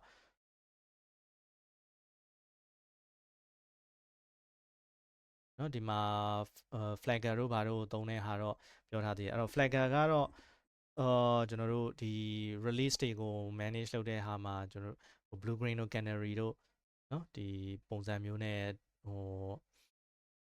သွားတဲ့ဟာကိုသူ manage လုပ်ပေးတဲ့ tools တွေပေါ့နော်အဲ့တော့ဒါလေးကတော့ကျွန်တော်တို့နည်းနည်းပြောနေဖြစ်သွားမှာဆိုတော့ကျွန်တော်ထည့်မပြောတော့ဘူးเนาะအဲ့တော့အဲ့ဒီအစားဒီအပိုင်းတွေကတော့ကျွန်တော်တို့နောက်ဟွာကြတော့မှပဲထပ်ပြီးတော့လုပ်ပေးပါမယ်เนาะဒီအဲ့ additional ဟာလေးတွေကတော့ maybe ကျွန်တော်တို့ bootcamp အနေနဲ့ဟာမှာထည့်ပြီးတော့ကျွန်တော်ပြောပေးပါမယ်เนาะအဲ့တော့ပြောရင်ဒီမှာရှုံနေမှာဆိုရတော့အဲ့တော့တခြားဟာတွေအနေနဲ့ကတော့ဘာရှိမလဲဆိုလို့ရှိရင်သူပြောထားတာinfrastructure can be updated faster wide outage ဖြစ်သွားနိုင်တယ် these config changes can be made in steps stage မှာပြင် reconcile ဖြစ်သွားပြီဆိုလို့ရှိရင် test လို့ you then promote the changes to production เนาะ production ကို promote လုပ်ဆိုတဲ့ဟာကိုပြောထားအဲ့တော့ဒါတွေကတော့promotion process is gated by peer review and end-to-end testing နဲ့เนาะအဲ့တော့ဒါတွေကတော့ဟို pull request ကိုမှ review လုပ်ပြီးတော့မှသွားတင်တယ်ပေါ့နော်။ဘာလို့ဆိုရင် cluster infrastructure related ဟာတွေကပြင်လိုက်လို့ပြဿနာတက်သွားရင်အကုန်တောင်းပါအောင်เนาะဒီ infrastructure တော့ site manager ပဲဖြစ်ဖြစ်သူဒီထဲမှာထည့်ထားတဲ့အနေနဲ့ဆိုရင်ပေါ့နော်။အဲ့တော့တခုလွဲသွားလို့ certificate တွေဘာတွေကပြဿနာတက်သွားရင်ဆိုခေါ်တဲ့ချိန်မှာအဆင်မပြေတော့တာတို့ဘာတို့ကရှိနိုင်တာ哦เนาะအဲ့တော့ကြောင့်auto ပြင်တဲ့ဟာမျိုးကို ဟိုမလုပ်ဖဲနဲ့auto ပြင်တာထက်အကုန်လုံးဘယ်လိုခေါ်မလဲproduction မှာပါတန်းပြီးတော့ chain တာမျိုးတွေတော့မလုပ်ဖို့ပေါ့နော်ဒီ staging မှာပြင်တဲ့ကောင်အရင် march လို့အဲ့ကောင်ကိုစမ်းပြီးလို့ okay ပြီဆိုတော့မှ production ကိုလုပ်ဆိုတဲ့သဘောကိုတော့ပြောချင်တာပေါ့နော် delivery management အနေနဲ့ကဒါ mono repo အနေနဲ့ကိုဒါလေးတွေကပြောထားတာအဲ့တော့နောက်ဟာကတော့ repo per environment ဒါကလည်းသူပြောထားတယ် mono repo နဲ့တော့ဆင်တယ်ဒါပေမဲ့သူကကွာခြားမှာကဘာလဲဆို environment လိုက်သူက repo တွေခွဲထားတာ staging အတွက်က repo တစ်ခု production အတွက်က repo တစ်ခုဆိုတာမျိုးပေါ့နော်ဒါမျိုးကိုသူကပြောချင်တာပေါ့အဲ့တော့ mono repo approach မှာတော့ကတော့ all team member can read the production config နော် production ရဲ့ config တွေကအကုန်လုံးသူကကြည့်လို့ရတယ်ဒီ repo ထဲမှာပဲအကုန်လုံးရှိနေတဲ့အတွက်ကြောင့်ပေါ့နော်အဲ့တော့restrict လုပ်ထားတာမရှိဘူးเนาะ repo access ရပြီဆိုရင်ဒါတွေအကုန်လုံးသူကမြင်ရတော့မှာပဲเนาะအဲ့တော့မမြင်စေချင်တဲ့ဟာတွေကိုအနည်းဆုံးကျွန်တော်တို့လုပ်လို့ရမှာဆိုလို့ encrypt လုပ်ပြီးတော့ထည့်တဲ့ဟာမျိုးလောက်ပဲရမှာအဲ့တော့ကျန်တာတွေကတော့အကုန်လုံး access ရနေမှာဖြစ်တဲ့အတွက်ကြောင့်ဟာပါတော့ encrypt လုပ်ပြီးတော့လုပ်ထားသည့်တိုင်အောင်တရားရောက်ကအဲ့ encrypt လုပ်ထားတဲ့ဟာကိုမှားပြီးဖြတ်လိုက်မိတယ်ပဲဆိုကြပါတော့เนาะပြီးတော့မှ push လုပ်လိုက်လို့မှားပြီးဖြတ်လိုက်မိတာဖြစ်ဖြစ်တခုခုအထဲမှာသွားပြီးပြင်လိုက်မိတာပဲဖြစ်ဖြစ်ပေါ့နော်key တွေဘာတွေကလွဲသွားတယ်ဆိုလို့ရှိရင်တကယ်သွားပြီးcreate လုပ်တဲ့ချိန်ကြလို့ရှိရင်ပြဿနာတက်တာမျိုးတွေကရှိမှာ哦เนาะအဲ့တော့အဲ့လိုမျိုးတွေမဖြစ်အောင်ကကျွန်တော်တို့ကgyu site ဖို့လိုလိုက်မယ်ပေါ့နော် mono repo မှာအဲ့တော့production ဆိုရင်ပို့ပြီးတော့အနေများမယ်ပေါ့နော် production မှာရှိနေတဲ့အတွက်ကြောင့်အဲ့တော့ per environment အနေနဲ့လုပ်လိုက်မယ်ဆိုရင်တော့ကျွန်တော်တို့က staging အတွက်က repo တစ်ခု production အတွက်က repo တစ်ခုဆိုတာမျိုးဖြစ်သွားမယ်အဲ့တော့ပို့ပြီးတော့ manage လုပ်ရတာရှင်းသွားလိမ့်မယ်ပေါ့နော်အဲ့တော့ developer တွေကိုကကျွန်တော်တို့ဒီ staging ဟာအနေနဲ့ပေးထားမယ် staging ထဲမှာသူတို့ပြင်ချင်လို့ပြင်ပြီးရင်ဟို image chain တဲ့ကိစ္စတွေကိုလည်း auto လုပ်ချင်လုပ်ပါစေเนาะဒါမျိုးကျွန်တော်ပေးထားလိုက်မယ်သူတို့ okay ပြီဒီဟာကဒီ release က production သွားလို့ရပြီဆိုတော့မှကျွန်တော်တို့ကသက်ဆိုင်ရာ image tag ကိုဒီ production report ထဲမှာသွားပြီး update လုပ်ပေးလိုက်တာမျိုးပဲဖြစ်ဖြစ်ပေါ့နော်ပြီးရင်တချို့ value တွေ change ရရှိရဆိုရင် change ပြီးတော့branch ခွဲเนาะဒီ production environment မှာဆိုလို့ရှိရင်လည်း main ကနေ branch တစ်ခုခွဲထုတ် release number နဲ့ပဲဖြစ်ဖြစ်ပေါ့နော်ဟာတစ်ခုခွဲထုတ် branch တစ်ခုခွဲထုတ်ပြီးတော့မှအဲ့ဒီထဲမှာပြင်စရာရှိတာပြင်ပြီးတော့မှpull request merge request ခေါ်ချင်လို့ခေါ်ပေါ့နော်ဒါဟိုဟာပေါ်မူတည်ပြီးတော့ကွာတာဆိုတော့အဲ့တော့ pull request တင်လိုက်တဲ့ဆိုလို့ရှိရင်သက်ဆိုင်ရာဒီlead ဒီဟိုဟာဖြစ်ဖြစ်ကျွန်တော်တို့က review လုပ်ပြီးတော့မှmarch လုပ်ပေးလိုက်ပေါ့နော် main နဲ့ march လုပ်ပေးလိုက် main နဲ့ march လုပ်လိုက်ပြီးဆိုတာနဲ့အဲ့ main နဲ့အကောင်ကိုဟိုဒီ flex ကဖတ်ပြီးတော့ deploy လုပ်ပေးတာမျိုးလုပ်ပါစေပေါ့နော်အဲ့လိုပုံစံမျိုးနဲ့သွားမယ်ဆိုရင်ကြတော့ကျွန်တော်ကaccess control ပါသွားမယ်ပေါ့နော်အဲ့တော့ operation team production ဟာကို operation ဘက်ကပဲကင်မယ်staging ကိုဟို developer တွေကလုပ်ချင်လုပ်လို့ရမယ်ဆိုတဲ့ပုံစံမျိုးနဲ့ပေါ့နော်အဲ့လို approach မျိုးနဲ့သွားမယ်ဆိုရင်လည်းသွားလို့ရပါဘောနော်ဒါ environment ခွဲပြီးတော့သွားနေတယ် promoting changes from one environment to another can be more time consuming especially for infrastructure changes that can be a automated image updater can be automated with image updater เนาะဒါနဲ့ automate လုပ်လို့မလွယ်ဘူးဆိုတာကိုသူကပြောချင်တာပေါ့နော်အဲ့တော့ကျွန်တော်တို့ကဟိုဘက်ထဲမှာသွားပြီး chain ပြီးတော့မှ push လုပ်ပြီးရဲ့ကိစ္စမျိုးဖြစ်တဲ့အတွက်ကြောင့်ပေါ့နော်ဒါကတော့အားနည်းချက်အနေနဲ့ရှိမယ် same repository for all environment သုံးရင်ကြတော့ and intentionally changes to production are harder to spot တဲ့เนาะespecially for large pull request နဲ့လာပြီးဆိုလို့ရှိရင်ပေါ့နော် have a dedicated production repo limit the scope of changes and make the review process less error prone เนาะ okay ဒါလေးတွေကတော့ဟို trade တော့ပြောစရာတော့လုံးမယ်မထင်ပါဘူးเนาะဒီခွဲထားတဲ့အခါမှာကျွန်တော်တို့ကရှင်းရှင်းလင်းလင်းဖြစ်တာတော့ဖြစ်သွားမှာပါเนาะအဲ့တော့ repo per environment ပြီးတော့နောက်ထပ်တစ်ခုကကြတော့ repo per team တစ်ခုချင်းစီအလိုက် repo ခွဲပေးတဲ့ကိစ္စဒါကတော့နည်းနည်းပို့ပြီးတော့ရှုပ်လိုက်မယ်နော်ရှုပ်လိုက်မယ်ဆိုတဲ့နေရာမှာဟိုဒီကို application ရဲ့ nature ပေါ်တော့မူတည်မှာပါเนาะကျွန်တော်ကဟိုထားပါတော့ microservice architecture နဲ့သွားတဲ့နေရာမှာဒီ component တွေကเนาะဒီ service တွေက different team ကmanage လုပ်တာမျိုးဖြစ်နေနိုင်တယ်เนาะ different team က manage လုပ်တာမျိုးဖြစ်နေနိုင်တယ်ဆိုတော့ဒီလိုမျိုးပေါ့ဆိုကြပါစို့ကျွန်တော်တို့က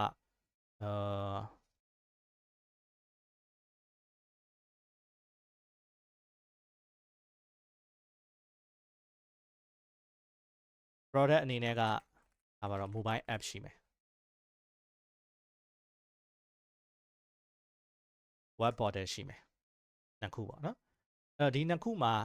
mobile app မှာဆိုရင်လည်း mobile app ရဲ့service တွေရှိမယ်เนาะ API တွေဒီ mobile app ကနေလှမ်းခေါ်မဲ့ API တွေရှိမယ်web portal မှာဆိုရင်လည်း web ကနေ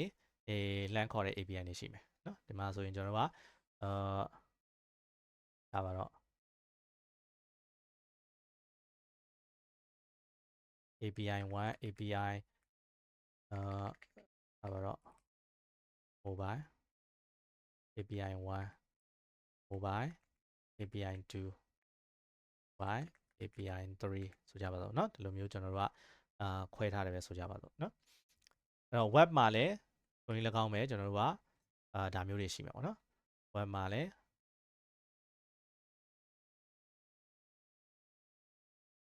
backend API and API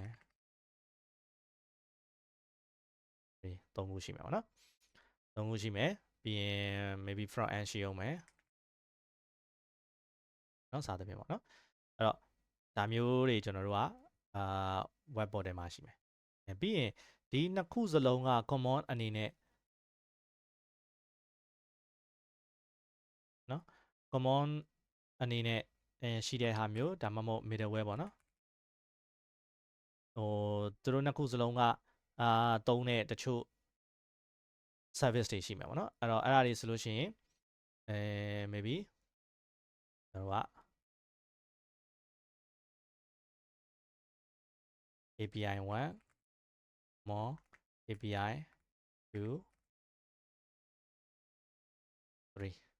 เนาะဒါမျိုးကျွန်တော်ကခွဲထားမယ်အဲ့တော့ဒီဟာပေါ်မူတည်ပြီးတော့ middleware တွေကို manage လုပ်တဲ့ develop လုပ်တဲ့ maintain လုပ်တဲ့ team ကတစ်ခု mobile app နဲ့သက်ဆိုင်တဲ့ API တွေကို maintain လုပ်တဲ့ team ကတစ်ခု web portal အတွက်ကတစ်ခုဆိုကြပါတော့เนาะဒီလိုမျိုး၃ခုကျွန်တော်တို့က team ၃ခုရှိရဆိုရင်เนาะ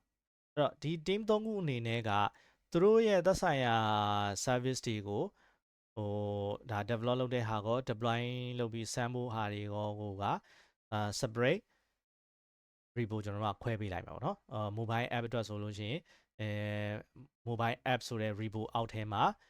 ဒီဟာတွေအကုန်လုံးရှိမယ်အဲ့တော့အဲ့ဒီ repo ကို mobile app development team က handle လုပ် web portal နဲ့သက်ဆိုင်တဲ့ဒီ service တွေရှိတဲ့ repo ကိုကြတော့ web နဲ့ပတ်သက်တဲ့team ကဒီmanage လုပ်ပေါ့နော်ပြီးရင် common ဒီ middleware တွေဟာကသက်သက် team တစ်ခုက manage လုပ်ပေါ့နော်ဒီအဲ့ထဲမှာmaybe ကျွန်တော်တို့ကဒီ service တစ်ခုချင်းစီကလည်း repo တစ်ခုစီဖြစ်နေနိုင်တယ်ဆိုလိုချင်တာเนาะဒါပေမဲ့ manage လုပ်တာကတော့ဒီ team ကပဲ manage လုပ်မယ်ဒီဘက် repo လည်းဒီတစ်ခုချင်းစီကလည်းဒီ team ကပဲ manage လုပ်မယ်ဆိုတာမျိုးပေါ့เนาะအဲ့လို manage လုပ်တဲ့စီမှာဒီ repo တစ်ခုချင်းစီမှာမှ staging နဲ့ production နဲ့ကိုတစ်ခါတည်းထည့်ပြီးတော့ထားမှာလားဒါဆိုရင်ဒီ repo service တစ်ခုချင်းစီအတွက် report တစ်ခုစီရှိတယ်အဲ့ report တစ်ခုချင်းစီမှာသက်ဆိုင်ရာ team က manage လုပ်တယ်staging or production ကိုတက်တဲ့ကိစ္စတွေကအဲ့ team ကပဲ manage လုပ်တယ်ဆိုတဲ့ approach မျိုးနဲ့သွားမှာလားဒါကတစ်ခုပေါ့နော်အဲ့လိုမျိုးနဲ့သွားမယ်ဆိုရင်ကြတော့ဒါ mono ပုံစံမျိုးပဲဖြစ်သွားမှာပဲเนาะ mono repo ပုံစံမျိုးပဲဖြစ်သွားမယ်ဒါပေမဲ့ team by team manage လုပ်တဲ့approach မျိုးလည်းဖြစ်နေနိုင်တယ်ပေါ့နော်အဲ့တော့dedicated platform admin team that provide Kubernetes as a service for other teams เนาะအဲ့တော့ဒါကလည်းတော့ကျတော့ဒါနောက်ထပ် approach တစ်ခုအနေနဲ့ပေါ့နော်အဲ့တော့ဒီမှာပြောတဲ့ team အနေနဲ့ကကျတော့ platform admin team နဲ့ dev team နဲ့ဆိုပြီးတော့ နှစ်ခုခွဲထားမယ်နော်အဲ့တော့ platform admin team က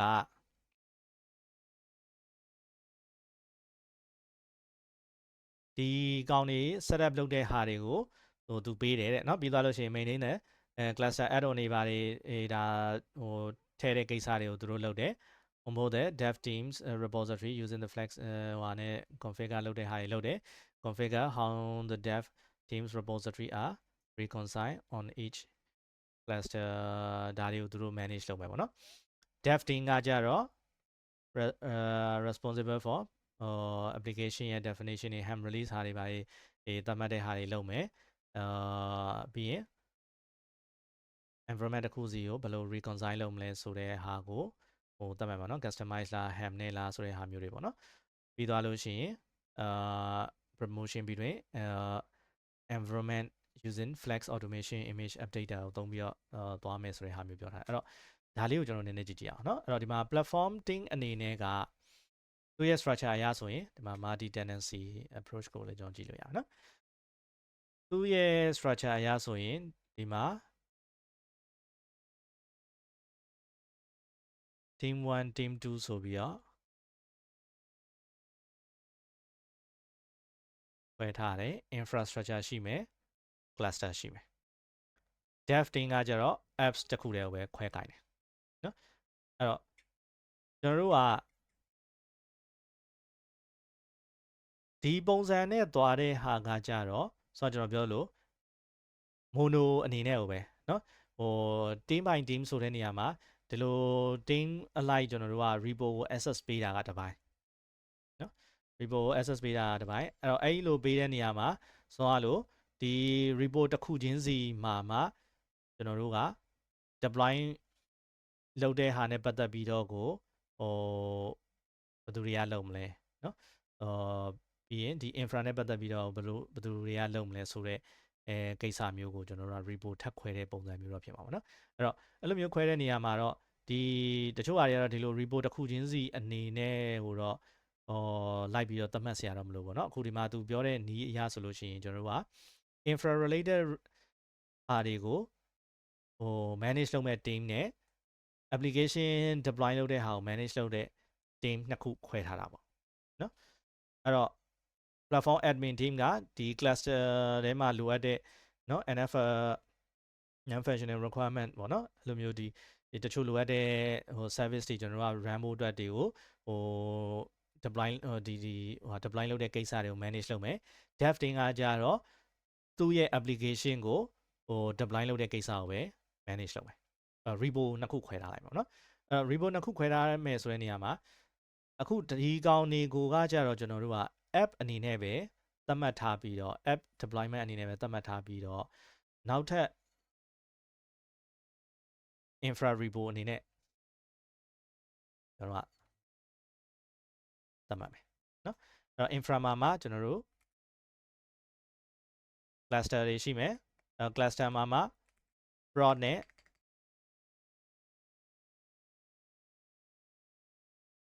staging နဲ့ဆိုပြီးတော့ကျွန်တော်ကပြလိုက်မယ်ပေါ့နော်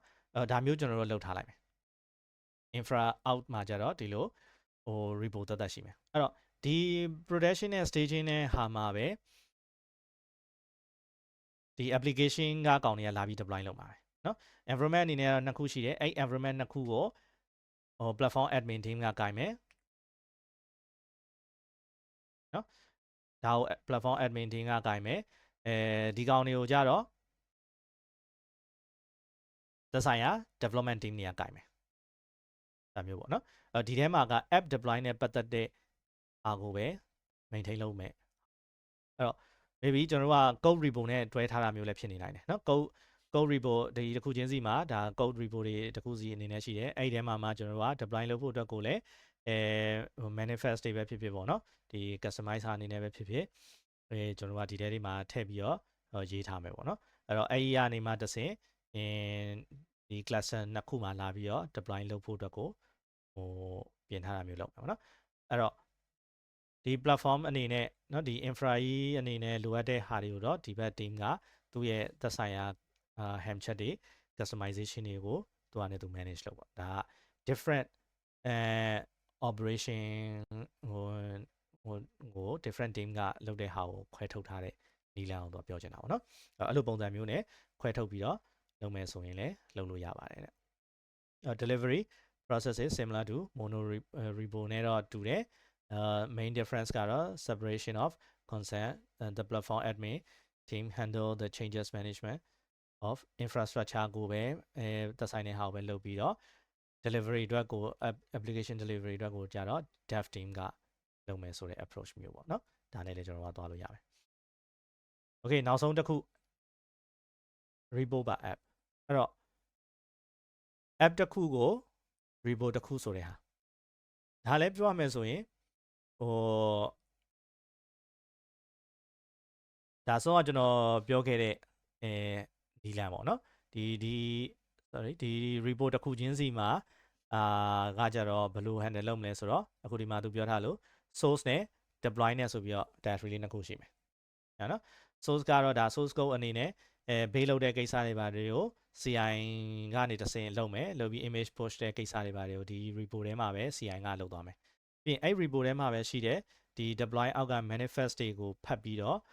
နော်ဒီ deploy လုပ်တဲ့ကိစ္စကိုကြတော့အဲ့ထဲမှာပဲထည့်ရေးထားတယ်အဲ့တော့ဆိုလိုချင်တာက repo ပါ app က deployment နဲ့ဒီသက်ဆိုင်တဲ့ဟာကောဒီ source code ကောကိုဒီ repo ဒီ app တစ်ခုအတွက်ပေါ့နော်လိုအပ်တဲ့နှစ်ခုစလုံးကိုဒီ repo ထဲမှာပဲ repo ပါ app အနေနဲ့ကနော်ထည့်ပြီးတော့သုံးတဲ့ approach ကိုပြောချင်တာဒီနည်းလမ်းကကျွန်တော်ရှေ့မှာလဲlab အနေနဲ့စမ်းခဲ့တာအဲ့ဒီ approach ပဲဟုတ်တယ် source code ရှိမယ် source code ကဒါကျွန်တော်အလွယ်လေးပဲကျွန်တော်လုပ်ထားတာnginx ဟာလေးကိုimage ပေးတဲ့ကိစ္စကိုဒါ source အနေနဲ့ကျွန်တော်လုပ်ထားတယ် docker image ပေးတယ်ဒီတိုင်းအဲ့ရလာတဲ့ဟာကိုမှဘယ် environment မှာသွားပြီး deploy လုပ်မလဲဆိုတော့ manifest နဲ့ကျွန်တော်ပြောတယ်ပေါ့နော်အဲ့တော့အဲ့ဒီထဲမှာကျွန်တော်တို့က overlay တွေထပ်ခွဲပြီးတော့မှ base ရှိမယ် production လား staging လားဆိုတာကိုခွဲထားမယ်ပေါ့နော်အဲ့တော့အဲ့ဒီထဲမှာဘယ်မှာ deploy လုပ်မလဲဆိုတဲ့ဟာကိုဒါသက်ဆိုင်ရာဒီ repo ကို access ရှိတဲ့လူကလုပ်ပေါ့နော်အဲ့တော့ဒီပုံစံအရဆိုရင်ကတော့ကျွန်တော်တို့ကဘယ်လိုဖြစ်သွားမလဲဆိုတော့အကုန်လုံးကတော့သူ့ဟာနဲ့သူချိတ်ဆက်နေရပဲပေါ့နော်အဲ့တော့ repo ပါ app အနေနဲ့မှာနော်ဒီ repo ပါ team အနေနဲ့ရှိမယ်အဲ့ repo ပါ team မှာ repo ပါ app နဲ့လည်း apply လုပ်လို့ရတယ်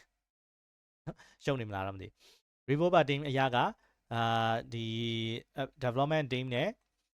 platform team နဲ့နှစ်ခုခွဲမယ်နော်အဲ့တော့ကျွန်တော်တို့ repo ပါ team အနေနဲ့ရှိမယ်ဟုတ်နော်repo ပါ team အနေနဲ့မှာကကျွန်တော်တို့ ops team ပဲဆိုကြပါတော့เนาะ ops team ရှိမယ် dev team ရှိမယ်အခုပေါ့เนาะအဲ့တော့ ops team ကဘာ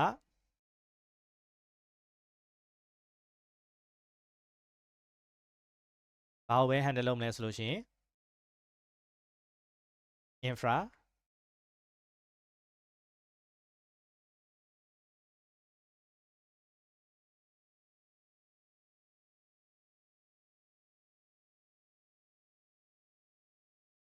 လိုပဲဆိုကြပါတော့เนาะ infrastructure repo ဆိုပြီးတော့ရှိမယ်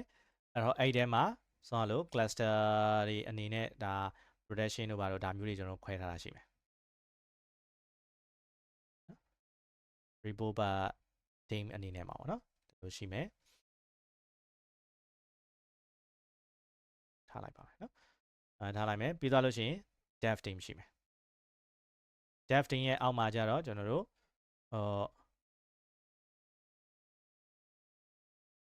mobile API အတွက်ရှိမယ် backend API ရှိမယ် common service API ရှိမယ်စသဖြင့်ပေါ့နော်ဒီလိုမျိုးတွေ repo တွေရှိမယ်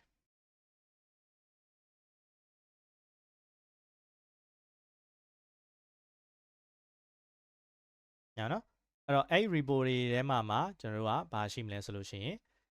repo တစ်ခုချင်းစီမှာ source နဲ့ deploy နဲ့ဆိုပြီးရရှိမယ်နော်အဲ့တော့ deploy အောက်မှာမှကျွန်တော်တို့က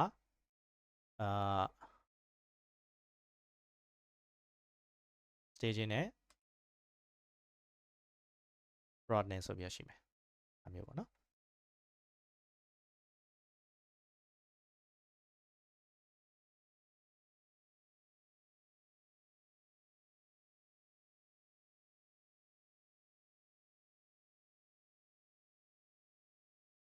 API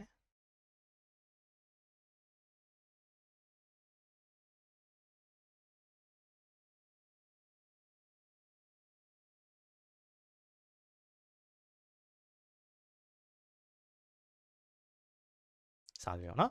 ဒီလိုမျိုးလေးတွေကျွန်တော်တို့ခွဲထားလိုက်မယ်အဲ့တော့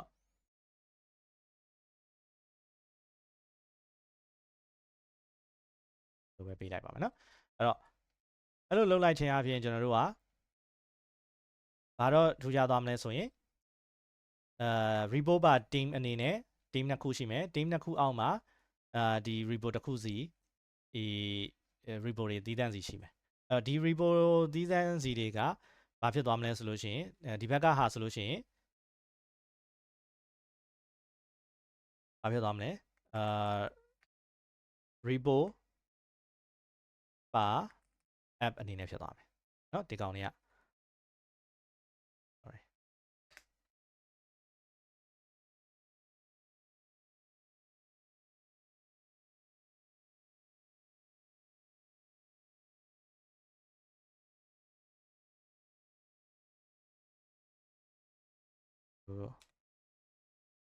လိုပဲဆိုကြပါတော့เนาะ dev team အတွက်မှာက repo bar app အနေနဲ့ကျွန်တော်တို့ကလုပ်ထားမယ်ဒီဘက် ops team အနေနဲ့ကကြတော့ cluster မှာ production နဲ့ staging နဲ့cluster နှစ်ခုအတွက်လိုအပ်တဲ့ infra repo အနေနဲ့တစ်ခုရှိမှာပေါ့နော် maybe အဲ့မှာ operation team မှာဒီ division တွေထပ်ခွဲပြီးတော့လုပ်ထားတာတွေရှိတယ်ဆိုရင်လည်းသက်ဆိုင်ရာသူ team နဲ့သူဒီ infra ကို manage လုပ်ပါစေပေါ့နော်ဒါမျိုးတွေကျွန်တော်တို့ကခွဲထားလိုက်လို့ရတယ်ပေါ့နော်အဲ့တော့အကုန်လုံးကတော့သူကနေသူချိတ်ဆက်နေအောင်နော်ချိတ်ဆက်နေအဲ့တော့ mono repo အနေနဲ့ဆိုတဲ့နေရာမှာလည်းဒီ repo တစ်ခုထဲမှာပဲကျွန်တော်တို့ကenvironment ဟိုအတွက်ကောနော်ဒီ source code ကောနော် repo bar app အနေနဲ့လုပ်လိုက်တယ်အဲ့ဒါကပြောမယ်ဆိုရင် deploy လုပ်တဲ့ကိစ္စတွေပါတယ်ကလည်းဒီထဲမှာပါနေတာဖြစ်တဲ့ကြောင့်mono repo အနေနဲ့ပြောမယ်ဆိုရင်လည်းပြောလို့ရပါနော်အဲ့တော့အခုဒီမှာကျွန်တော်တို့နမူနာသူပေးထားတဲ့ဟာကတော့ multi tenancy အနေနဲ့နော် dev နဲ့ ops နဲ့နှစ်ခုခွဲထားတယ်ဘာတွေလောက်ထားလဲdev ကကြတော့ app repository တဲ့နော် tenant repository တဲ့ ops ဘက်ကကြတော့ဘာတွေခွဲထားလဲ fleet cluster တဲ့နော် fleet repository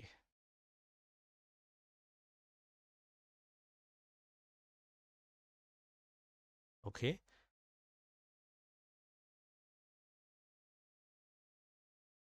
အဲ့တော့ role အနေနဲ့ platform admin role က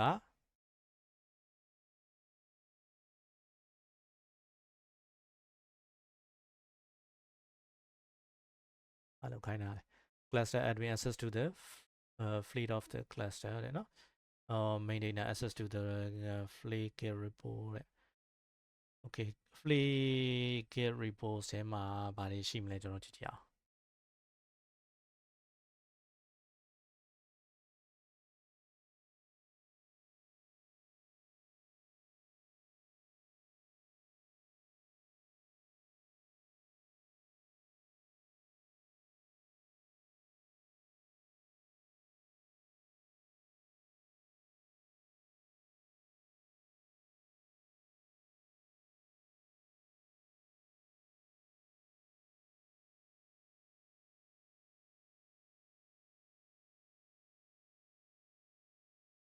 repo structure အရက cluster ရဲ့ infrastructure ရဲ့ tenant ရဲ့ဆိုပြီးတော့ပေးထားတယ် infrastructure ထဲမှာ Kaizen နဲ့သူရဲ့ policy သတ်မှတ်တဲ့ဟာတွေပေးထားတယ်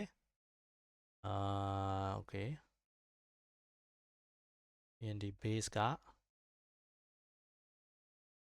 tenant repository နော် tenant repository အနေနဲ့ဆိုလို့ရှိရင်ကောင်းနေပေးထားတယ်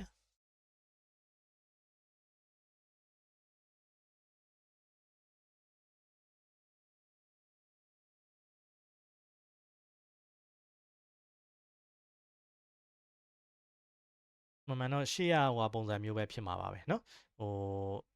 တစ်ခုနဲ့တစ်ခုချိတ်ဆက်ပြီးတော့သူဟို create လုပ်သွားမှာပါပဲ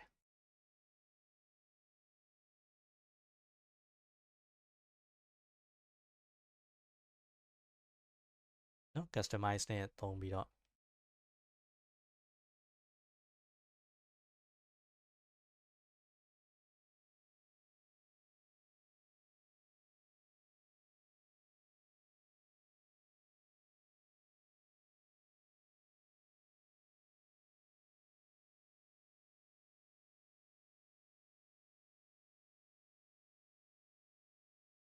policy သတ်မှတ်တဲ့ဟာတွေအဲ့တော့ဒီဟာတွေနဲ့ဆိုရင်နည်းနည်းတော့ရှုပ်သွားလိမ့်မယ် Cavano ကကျွန်တော်ကမပြောထားတော့เนาะ anyway ကျွန်တော်တို့ဒီပုံစံအရဆိုလို့ရှိရင်เนาะသူဒီမှာပြောထားတဲ့ဟာအရကတော့ရှင်းတယ်ဒီဟိုဘယ်လိုခေါ်မလဲ repository ကိုဒါမှဟို team အနေနဲ့ပေါ့ repo ပါ team အနေနဲ့ကျွန်တော်တို့ကလုပ်မယ် team တစ်ခုချင်းစီအတွက် repo တည်တံ့စီခွဲထားမယ် application delivery နဲ့ platform maintain လုပ်တဲ့ဟာနဲ့ပေါ့နော်နှစ်ခုခွဲထားမယ်ပြီးရင်ဟို repo ပါ app အနေနဲ့ကကြတော့source code နဲ့ deploy လုပ်တဲ့ manifesting ကိုဟိုတွဲထားပြီးတော့အဲ့ repo တွေကနေမှเนาะဒီမှာ deploy လုပ်တဲ့ဟာကိုဒီကောင်ကနေယူပြီးတော့လုပ်ပါမယ်ဆိုတာမျိုးပေါ့နော် customize နဲ့ပြောတာမျိုးရှိမယ်နော် production အတွက်ကတစ်ခု staging အတွက်ကတစ်ခုဆိုတာမျိုးပေါ့နော်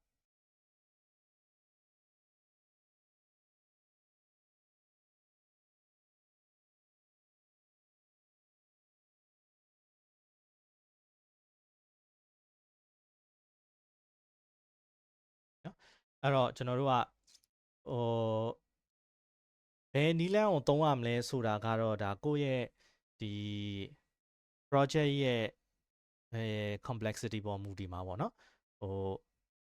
တော့လို့ microservice အနေနဲ့ပဲစဉ်းစားကြည့်ပါ microservice အနေနဲ့ service တွေကအများကြီးရှိတယ်။ယာနဲ့ချီပြီးရှိတဲ့ဟာမျိုးကို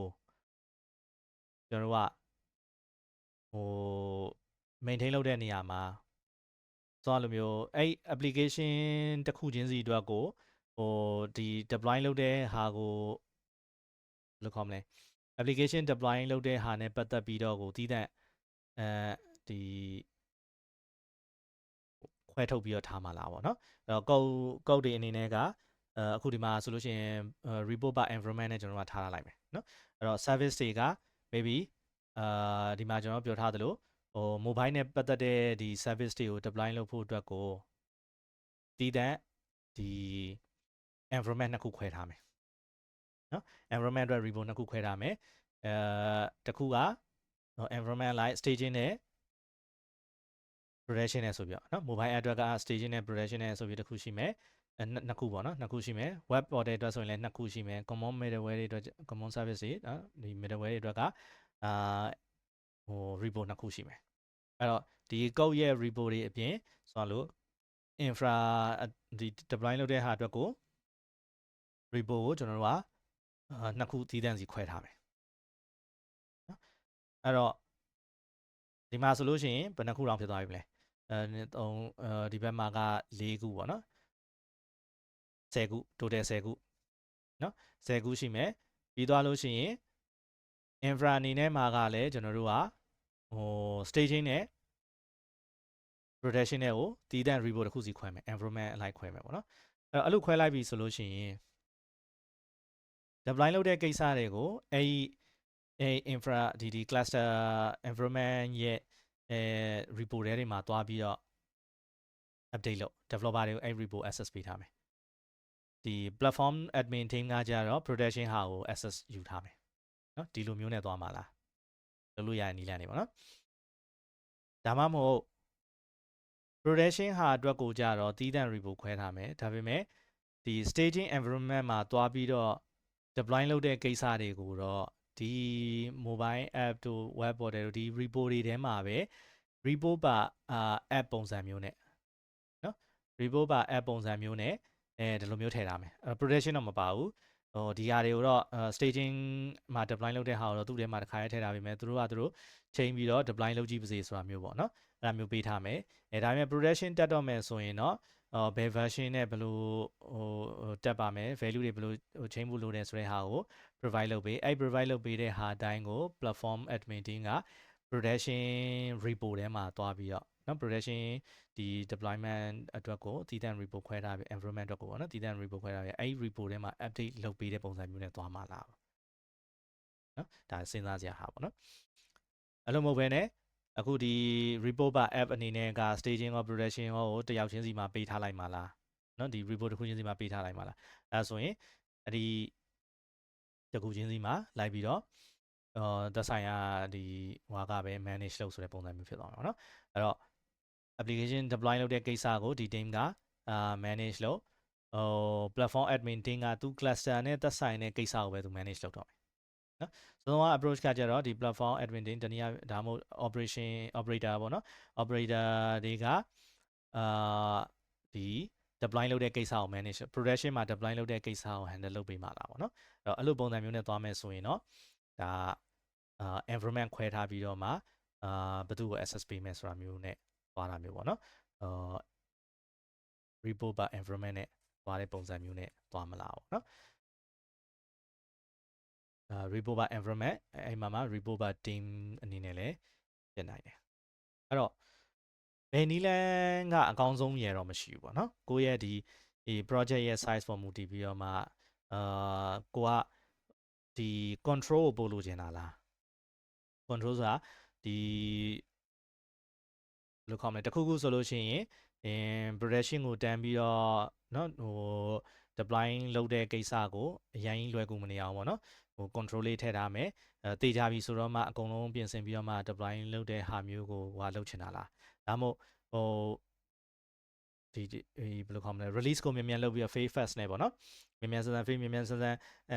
fix လုပ်เนาะဟိုပြန်ပြီးတော့ redeploy လုပ်ဆိုတဲ့ပုံ approach မျိုးနဲ့သွားမယ်ဆိုလို့ရှိရင်စောစောလိုမျိုးဟို step တွေကိုเนาะဟို review လုပ်ပြီးတော့မှ march လုပ်လိုက်တော့မှ production ထဲမှာ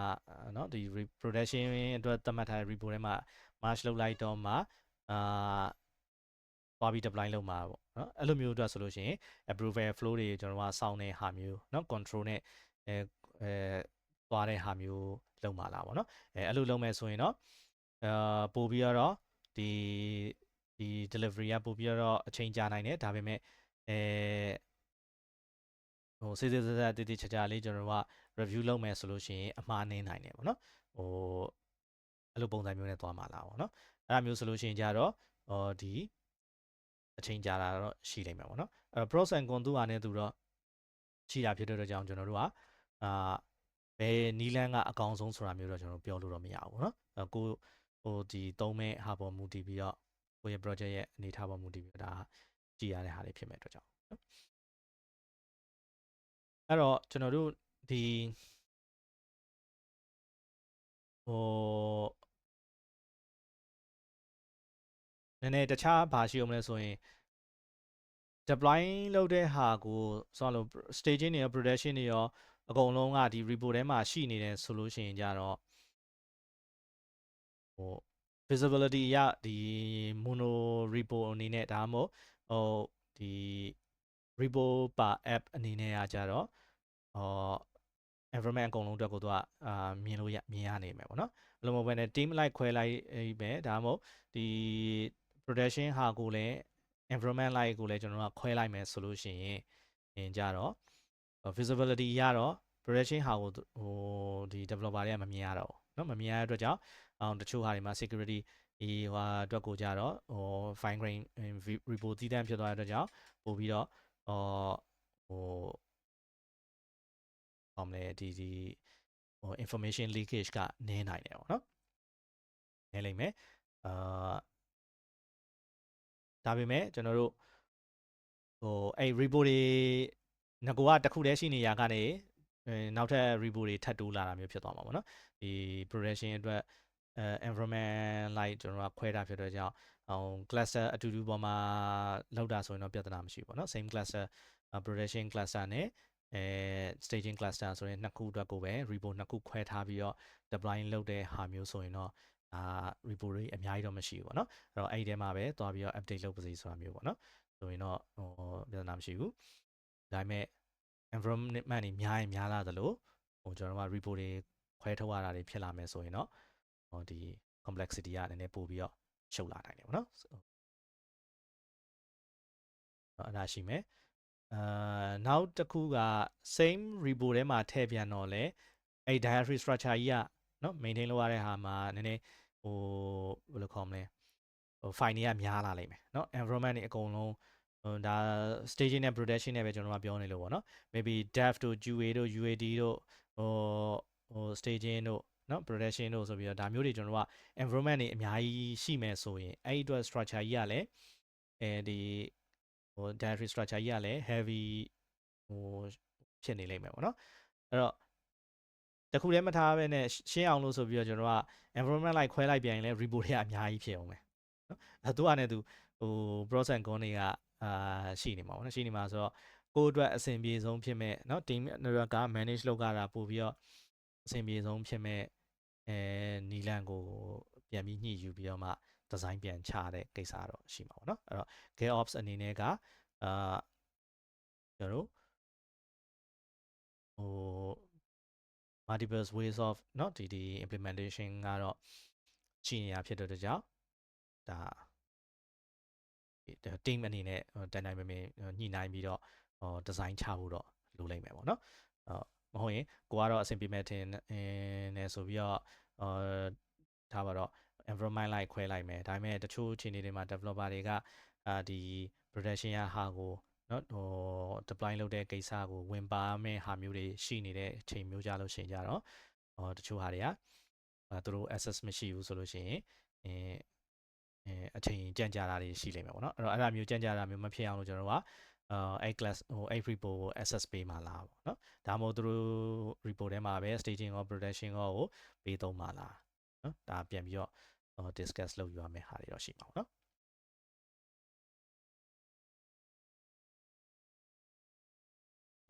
ပြီးရင်ကျွန်တော်တို့mono repo အနေနဲ့ကတော့ maybe ကျွန်တော်တို့ကတခုခုစောလို့မှားပြင်လိုက်တဲ့ဟာကเนาะအကုန်လုံးမှာလိုက်ပြီးတော့update တွေဖြစ်သွားတဲ့ဟာမျိုးဆိုရင်တော့ environment အကုန်လုံးထိတာမျိုးလည်းဖြစ်နေတာเนาะအဲ့တော့တီးတန့်ခွဲထားတယ်ဆိုလို့ရှိရင်တော့ multi repo နဲ့ပေါ့နော်ခွဲပြီးထားတယ်ဆိုရင်တော့တချို့ဟာတွေမှာကသွားပြီးတော့ impact မရှိနိုင်ဘူးပေါ့နော်ဒီဘက်ပြင်လိုက်တဲ့ဟာ different repo ဖြစ်တဲ့အတွက်ကြောင့်နော်အဲ့တော့ operation overhead အနေနဲ့စဉ်းစားမယ်ဆိုရင်ကတော့ mono repo ကတော့နည်းနည်းတော့ပိုနှဲလိမ့်မယ်အဲဆိုတော့mono repo အနေနဲ့ကကျွန်တော်တို့ဒီ repo တစ်ခုထဲမှာပဲအကုန်လုံး maintain လုပ်တာမျိုးပေါ့နော်အဲ့တော့repo တွေအများကြီးကိုကျွန်တော်ကလိုက်ပြီးတော့ကြည့်နေစရာမလိုဘူးဆိုတဲ့ဟာမျိုးတော့ရှိမှာပေါ့နော်ဒါ operation overhead အနေနဲ့စဉ်းစားမယ်ဆိုရင်ဒါမဲ့လေပြဿနာဆိုတော့မှားပြင်တဲ့ကိစ္စကတော့ဖြစ်နေနိုင်တဲ့အတွက်ကြောင့်ဒါလေးတွေကိုကျွန်တော်ကထည့်သွင်းစဉ်းစားဖို့တွေတော့လိုတယ်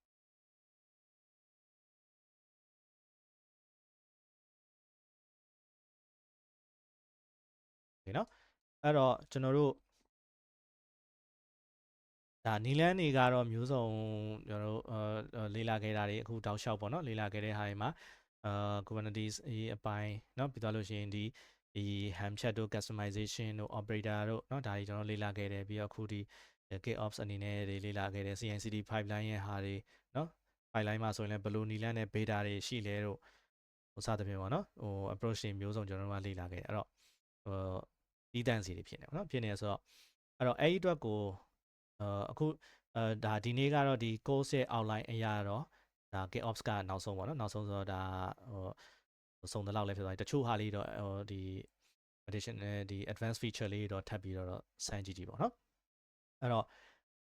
အဲ့ဒါတွေကိုပေါင်းဆက်ပြီးတော့ကျွန်တော်တို့ကလုပ်ကြည့်ဖို့အတွက်ကိုကျွန်တော်ဗာလေးတစ်ခုလုပ်ပေးမလဲဆိုတော့repo လေးတစ်ခုလုပ်ပေးမယ်နော်repo ထဲမှာကျွန်တော်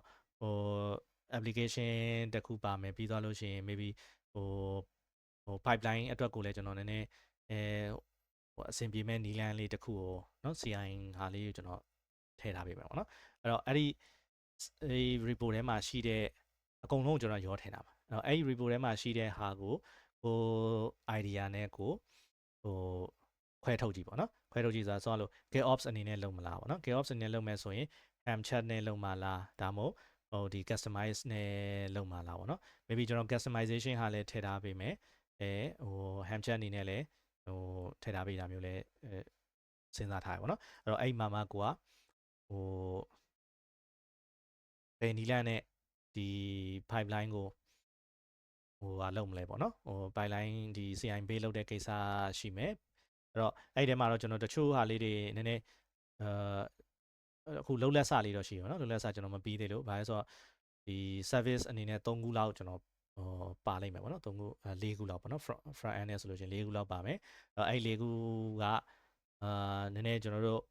လွယ်ကူအောင်လို့ကျွန်တော်ဟိုဟာနဲ့ပဲဟို Python ဟာလေးနဲ့ပဲကျွန်တော်လုပ်ထားမယ်ပေါ့နော်လုပ်ထားပြီးတော့အဲ့ Python နဲ့ရေးထားတဲ့ code လေးတွေကိုကျွန်တော်ဟို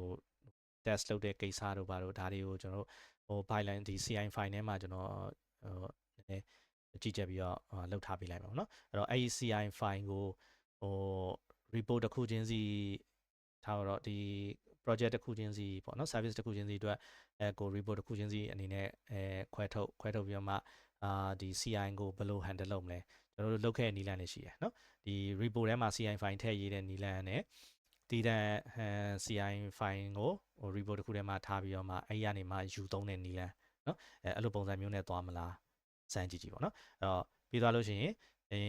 ဒါ code base လုပ်တဲ့ကိစ္စတွေပါတယ် test လုပ်တဲ့ကိစ္စတွေပါတယ်ကျွန်တော်နည်းနည်းလွယ်အောင်လို့ကျွန်တော်ဟိုတချို့ဟာလေးတွေဖြည့်ရေးပေးထားလိုက်ပါเนาะအဲ့တော့အဲ့ဒါကိုပဲသုံးပြီးတော့pipeline ကိုတည်ဆောက်ကြည့်ပေါ့เนาะပြီးသွားလို့ရှိရင်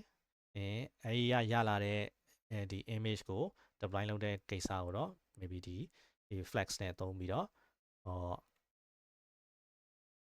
environment နှစ်ခုပေါ့နော်ဒီ staging နဲ့ production နဲ့နှစ်ခုကိုဘယ်လို deploy လုပ်မလဲပေါ့နော် deploy လုပ်တဲ့ကိစ္စကိုဟိုအခုကျွန်တော်ပြောနေသလိုမျိုးဒီ repo တွေကိုဘယ်လိုခွဲမလဲ mono repo နဲ့သွားမလား environment base နဲ့သွားမလားဒါကြိုက်တဲ့နည်းနဲ့ကို idea နဲ့ကိုလုပ်ကြည့်လို့ရအောင်ပေါ့နော်အဲ့တော့အဲ့အတွက်ကိုလိုအပ်တဲ့ resource လေးတွေပြင်ဆင်ပြီးကျွန်တော် repo လေးတစ်ခုလုပ်ပေးမယ်ပြီးရင်ကျွန်တော် share ပေးမယ်ပေါ့နော် share ပေးပြီးတော့ maybe now ဟိုဟာလောက်ကြာတော့မှတစ်ပတ်နှစ်ပတ်လောက်နေတော့မှဖြစ်ဖြစ်ကျွန်တော်တစ်ချက်ပြန်ပြီးတော့ဟို discuss လုပ်ချင်နေဆိုရင်လုပ်လို့ရအောင်အချိန်လေးတစ်ခုစီစဉ်ပြီးတော့ကျွန်တော်တို့သွားမယ်ပေါ့နော်အဲ့တော့ course အရတော့ဒီလောက်ပဲကျွန်တော်ဖြတ်ထားလိုက်မယ် lab လေးလုပ်ကြည့်ဖို့အတွက်ကျွန်တော်ပြင်ပေးမယ်နောက်တစ်ခုကကျွန်တော်တို့ဘာရှိအောင်မလဲဆိုတော့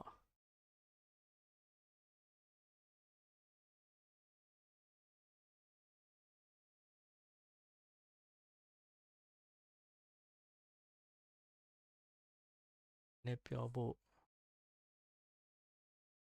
ကောင်းနေဆိုတာပေါ်လာသေးတယ်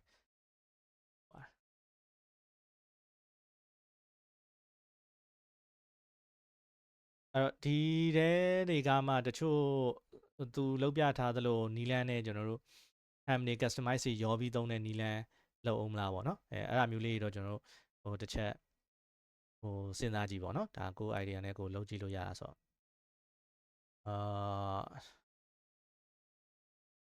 ့okay နောက်တစ်ခုကကျွန်တော်တို့ကဆိုတော့ centralize ဆိုတဲ့နေရာမှာ CI ဟာကို centralize လုပ်တာကတစ်ပိုင်းပေါ့နော်ကျွန်တော်ဒီ deployment အတွက်ကိုစဉ်းစားတဲ့နေရာမှာကျတော့ဒါနည်းနည်းတစ်ခုဟိုဖြည့်စဉ်းစားဖို့เนาะအခုဒီ GitOps အနေနဲ့လုပ်ပြီဆိုရင်အခုဒီမှာတော့ဟို environment အနေနဲ့เนาะ production နဲ့ staging ဆိုပြီးတော့ကျွန်တော်ခွဲပြီးတော့လုပ်တယ်เนาะခွဲပြီးတော့လုပ်တယ်application အတွက်ဆိုရင်လည်းပေါ့နော် production နဲ့ staging နဲ့ဆိုပြီးကျွန်တော်ခွဲထားတယ်ဒါပေမဲ့အဲ့လိုခွဲထားတဲ့စီမှာကျွန်တော်တို့ရဲ့ဒီ application ကိုဟိုဒီ develop လုပ်တဲ့ချိန်မှာကျွန်တော်တို့က standardize ဟိုဟာလုပ်ပြီးတော့သွားတဲ့ဟာမျိုးရှိမှာပေါ့နော်ထားပါတော့Python အနေနဲ့ဆိုလို့ရှိရင် image base ဒါကတစ်ပိုင်းပေါ့နော် image base ပြီးသွားလို့ရှိရင်အဲ့ image ကိုသုံးပြီးတော့ deploy လုပ်တဲ့နေရာမှာထားပါတော့ Helm-Chart ဆိုလို့ရှိရင်လည်း Helm-Chart ကို report တစ်ခုချင်းစီမှာ ham chat တစ်ခုစီတွေလိုက်ပြီးတော့ရေးမှာလားပေါ့နော်ဒါမှမဟုတ်standard အနေနဲ့ ham chat တစ်ခုလောက်ထားပြီးတော့မှအဲ့ ham chat အတိုင်းဒီ image ကိုပြောင်းသုံးပြီးတော့ပေါ့နော်အဲ့ ham chat ကဒါ universal ham chat တစ်ခုပေါ့နော်ကိုယ့်ရဲ့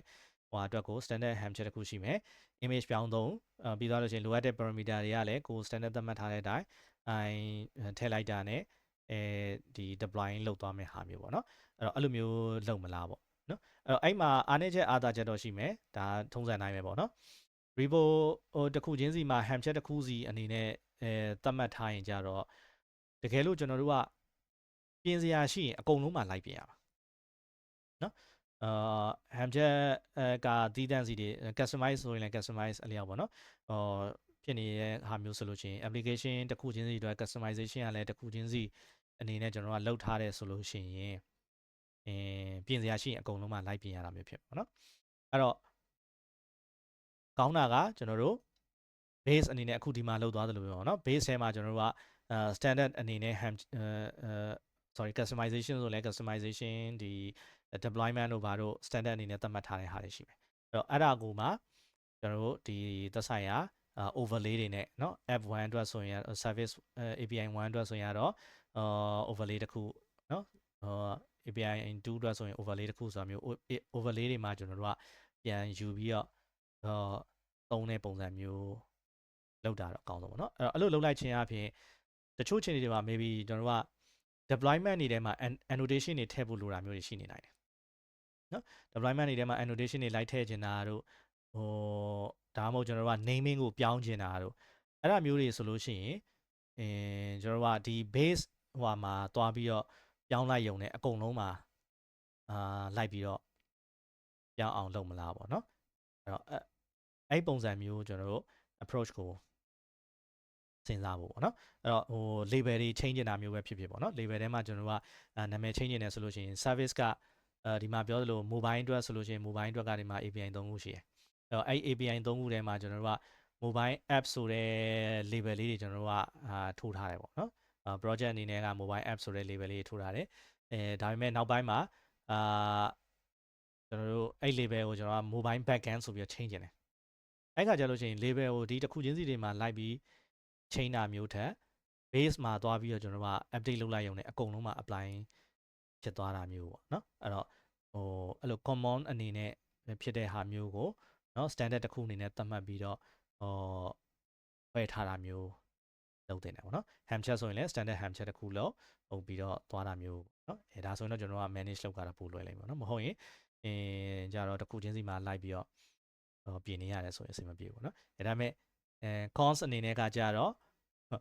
အဲ့ standard ဟာမှာထားပါတော့standard ham chat မှာပဲဖြစ်ဖြစ်ဒီcustomize base ထဲမှာပဲဖြစ်ဖြစ်တခုခုကျွန်တော်တို့ကအမှားတစ်ခုသွားပြီး update လုပ်လိုက်မိတယ်ဆိုလို့ရှိရင်ရှိသမျှအကုန်လုံးမှာအဲ့ကောင်ကပါသွားတယ်ဆိုလို့ရှိရင်အကုန်လိုက်ပြီးတော့impact ဖြစ်မှာပေါ့နော်ဒါလေးတွေတော့ပြန်တော့စဉ်းစားဖို့တော့လိုတာပေါ့နော်အဲ့တော့အဲ့လိုမျိုးလေးတွေကျွန်တော်တို့နည်းနည်းလုပ်လို့ရအောင်လို့ကျွန်တော် project လေးတစ်ခုလုပ်ပေးမယ်ပြီးရင်ကျွန်တော် group ထဲမှာ share ပေးထားလိုက်ပါတော့ share ပေးထားလိုက်ပြီးတော့စမ်းကြည့်ကို idea နဲ့ကိုလုပ်ကြည့်ပေါ့နော်ဘယ်နီးလန်းအကောင်းဆုံးရတော့မရှိဘူးပေါ့နော်ကို idea နဲ့ကိုစမ်းခြင်းနဲ့ tools လေးတွေထည့်ပြီးတော့စမ်းပေါ့နော်ကျွန်တော်အဲ့အတွက်ကိုပြင်ပေးပါမယ်နော်ပြီးရင်တော့ကျွန်တော် idea နဲ့ကျွန်တော်လုပ်ထားတဲ့ဟာလေးလည်းဒီတန်းပြန်ပြီးတော့တစ်ချိန် discuss လုပ်ကြတာပေါ့โอเคနော်အဲ့တော့ဒီနေ့ကတော့ဒါနောက်ဆုံးပေါ့နော်ဒီ course outline အနေနဲ့တော့နောက်ဆုံးပဲကျွန်တော်တို့ပြန်ပြီးတော့လေ့လာပါเนาะကျွန်တော်ဟိုဟာလည်းအခုဒီ record ဟာတွေလည်းကျွန်တော်အကုန် public ဖွင့်ပေးလိုက်မယ်เนาะဖွင့်ပေးလိုက်တယ်ဆိုရင် maybe download လုပ်ပြီးတော့ပဲကြည့်เนาะကြည့်လို့ရအောင်ကျွန်တော်ဟိုလုပ်ပေးလိုက်မယ်ပြန်ကြည့်ရင်အဆင်ပြေအောင်ပေါ့เนาะအဲ့တော့ပြီးရင် lab လေးတွေပြန်ပြီးတော့ဆန်းကြည့်ပါเนาะနောက်ပိုင်းကတော့ကျွန်တော်တို့face by face ကျွန်တော်ခွဲပြီးတော့ sharing session လေးတွေထပ်ပြီးတော့လုပ်ပေးပါโอเคเนาะအများမေးချင်တာရှိအောင်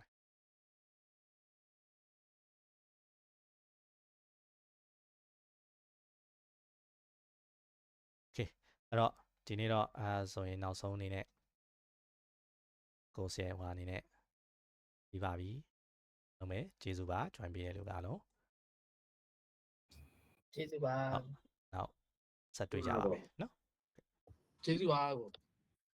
ကျေးဇူးပါ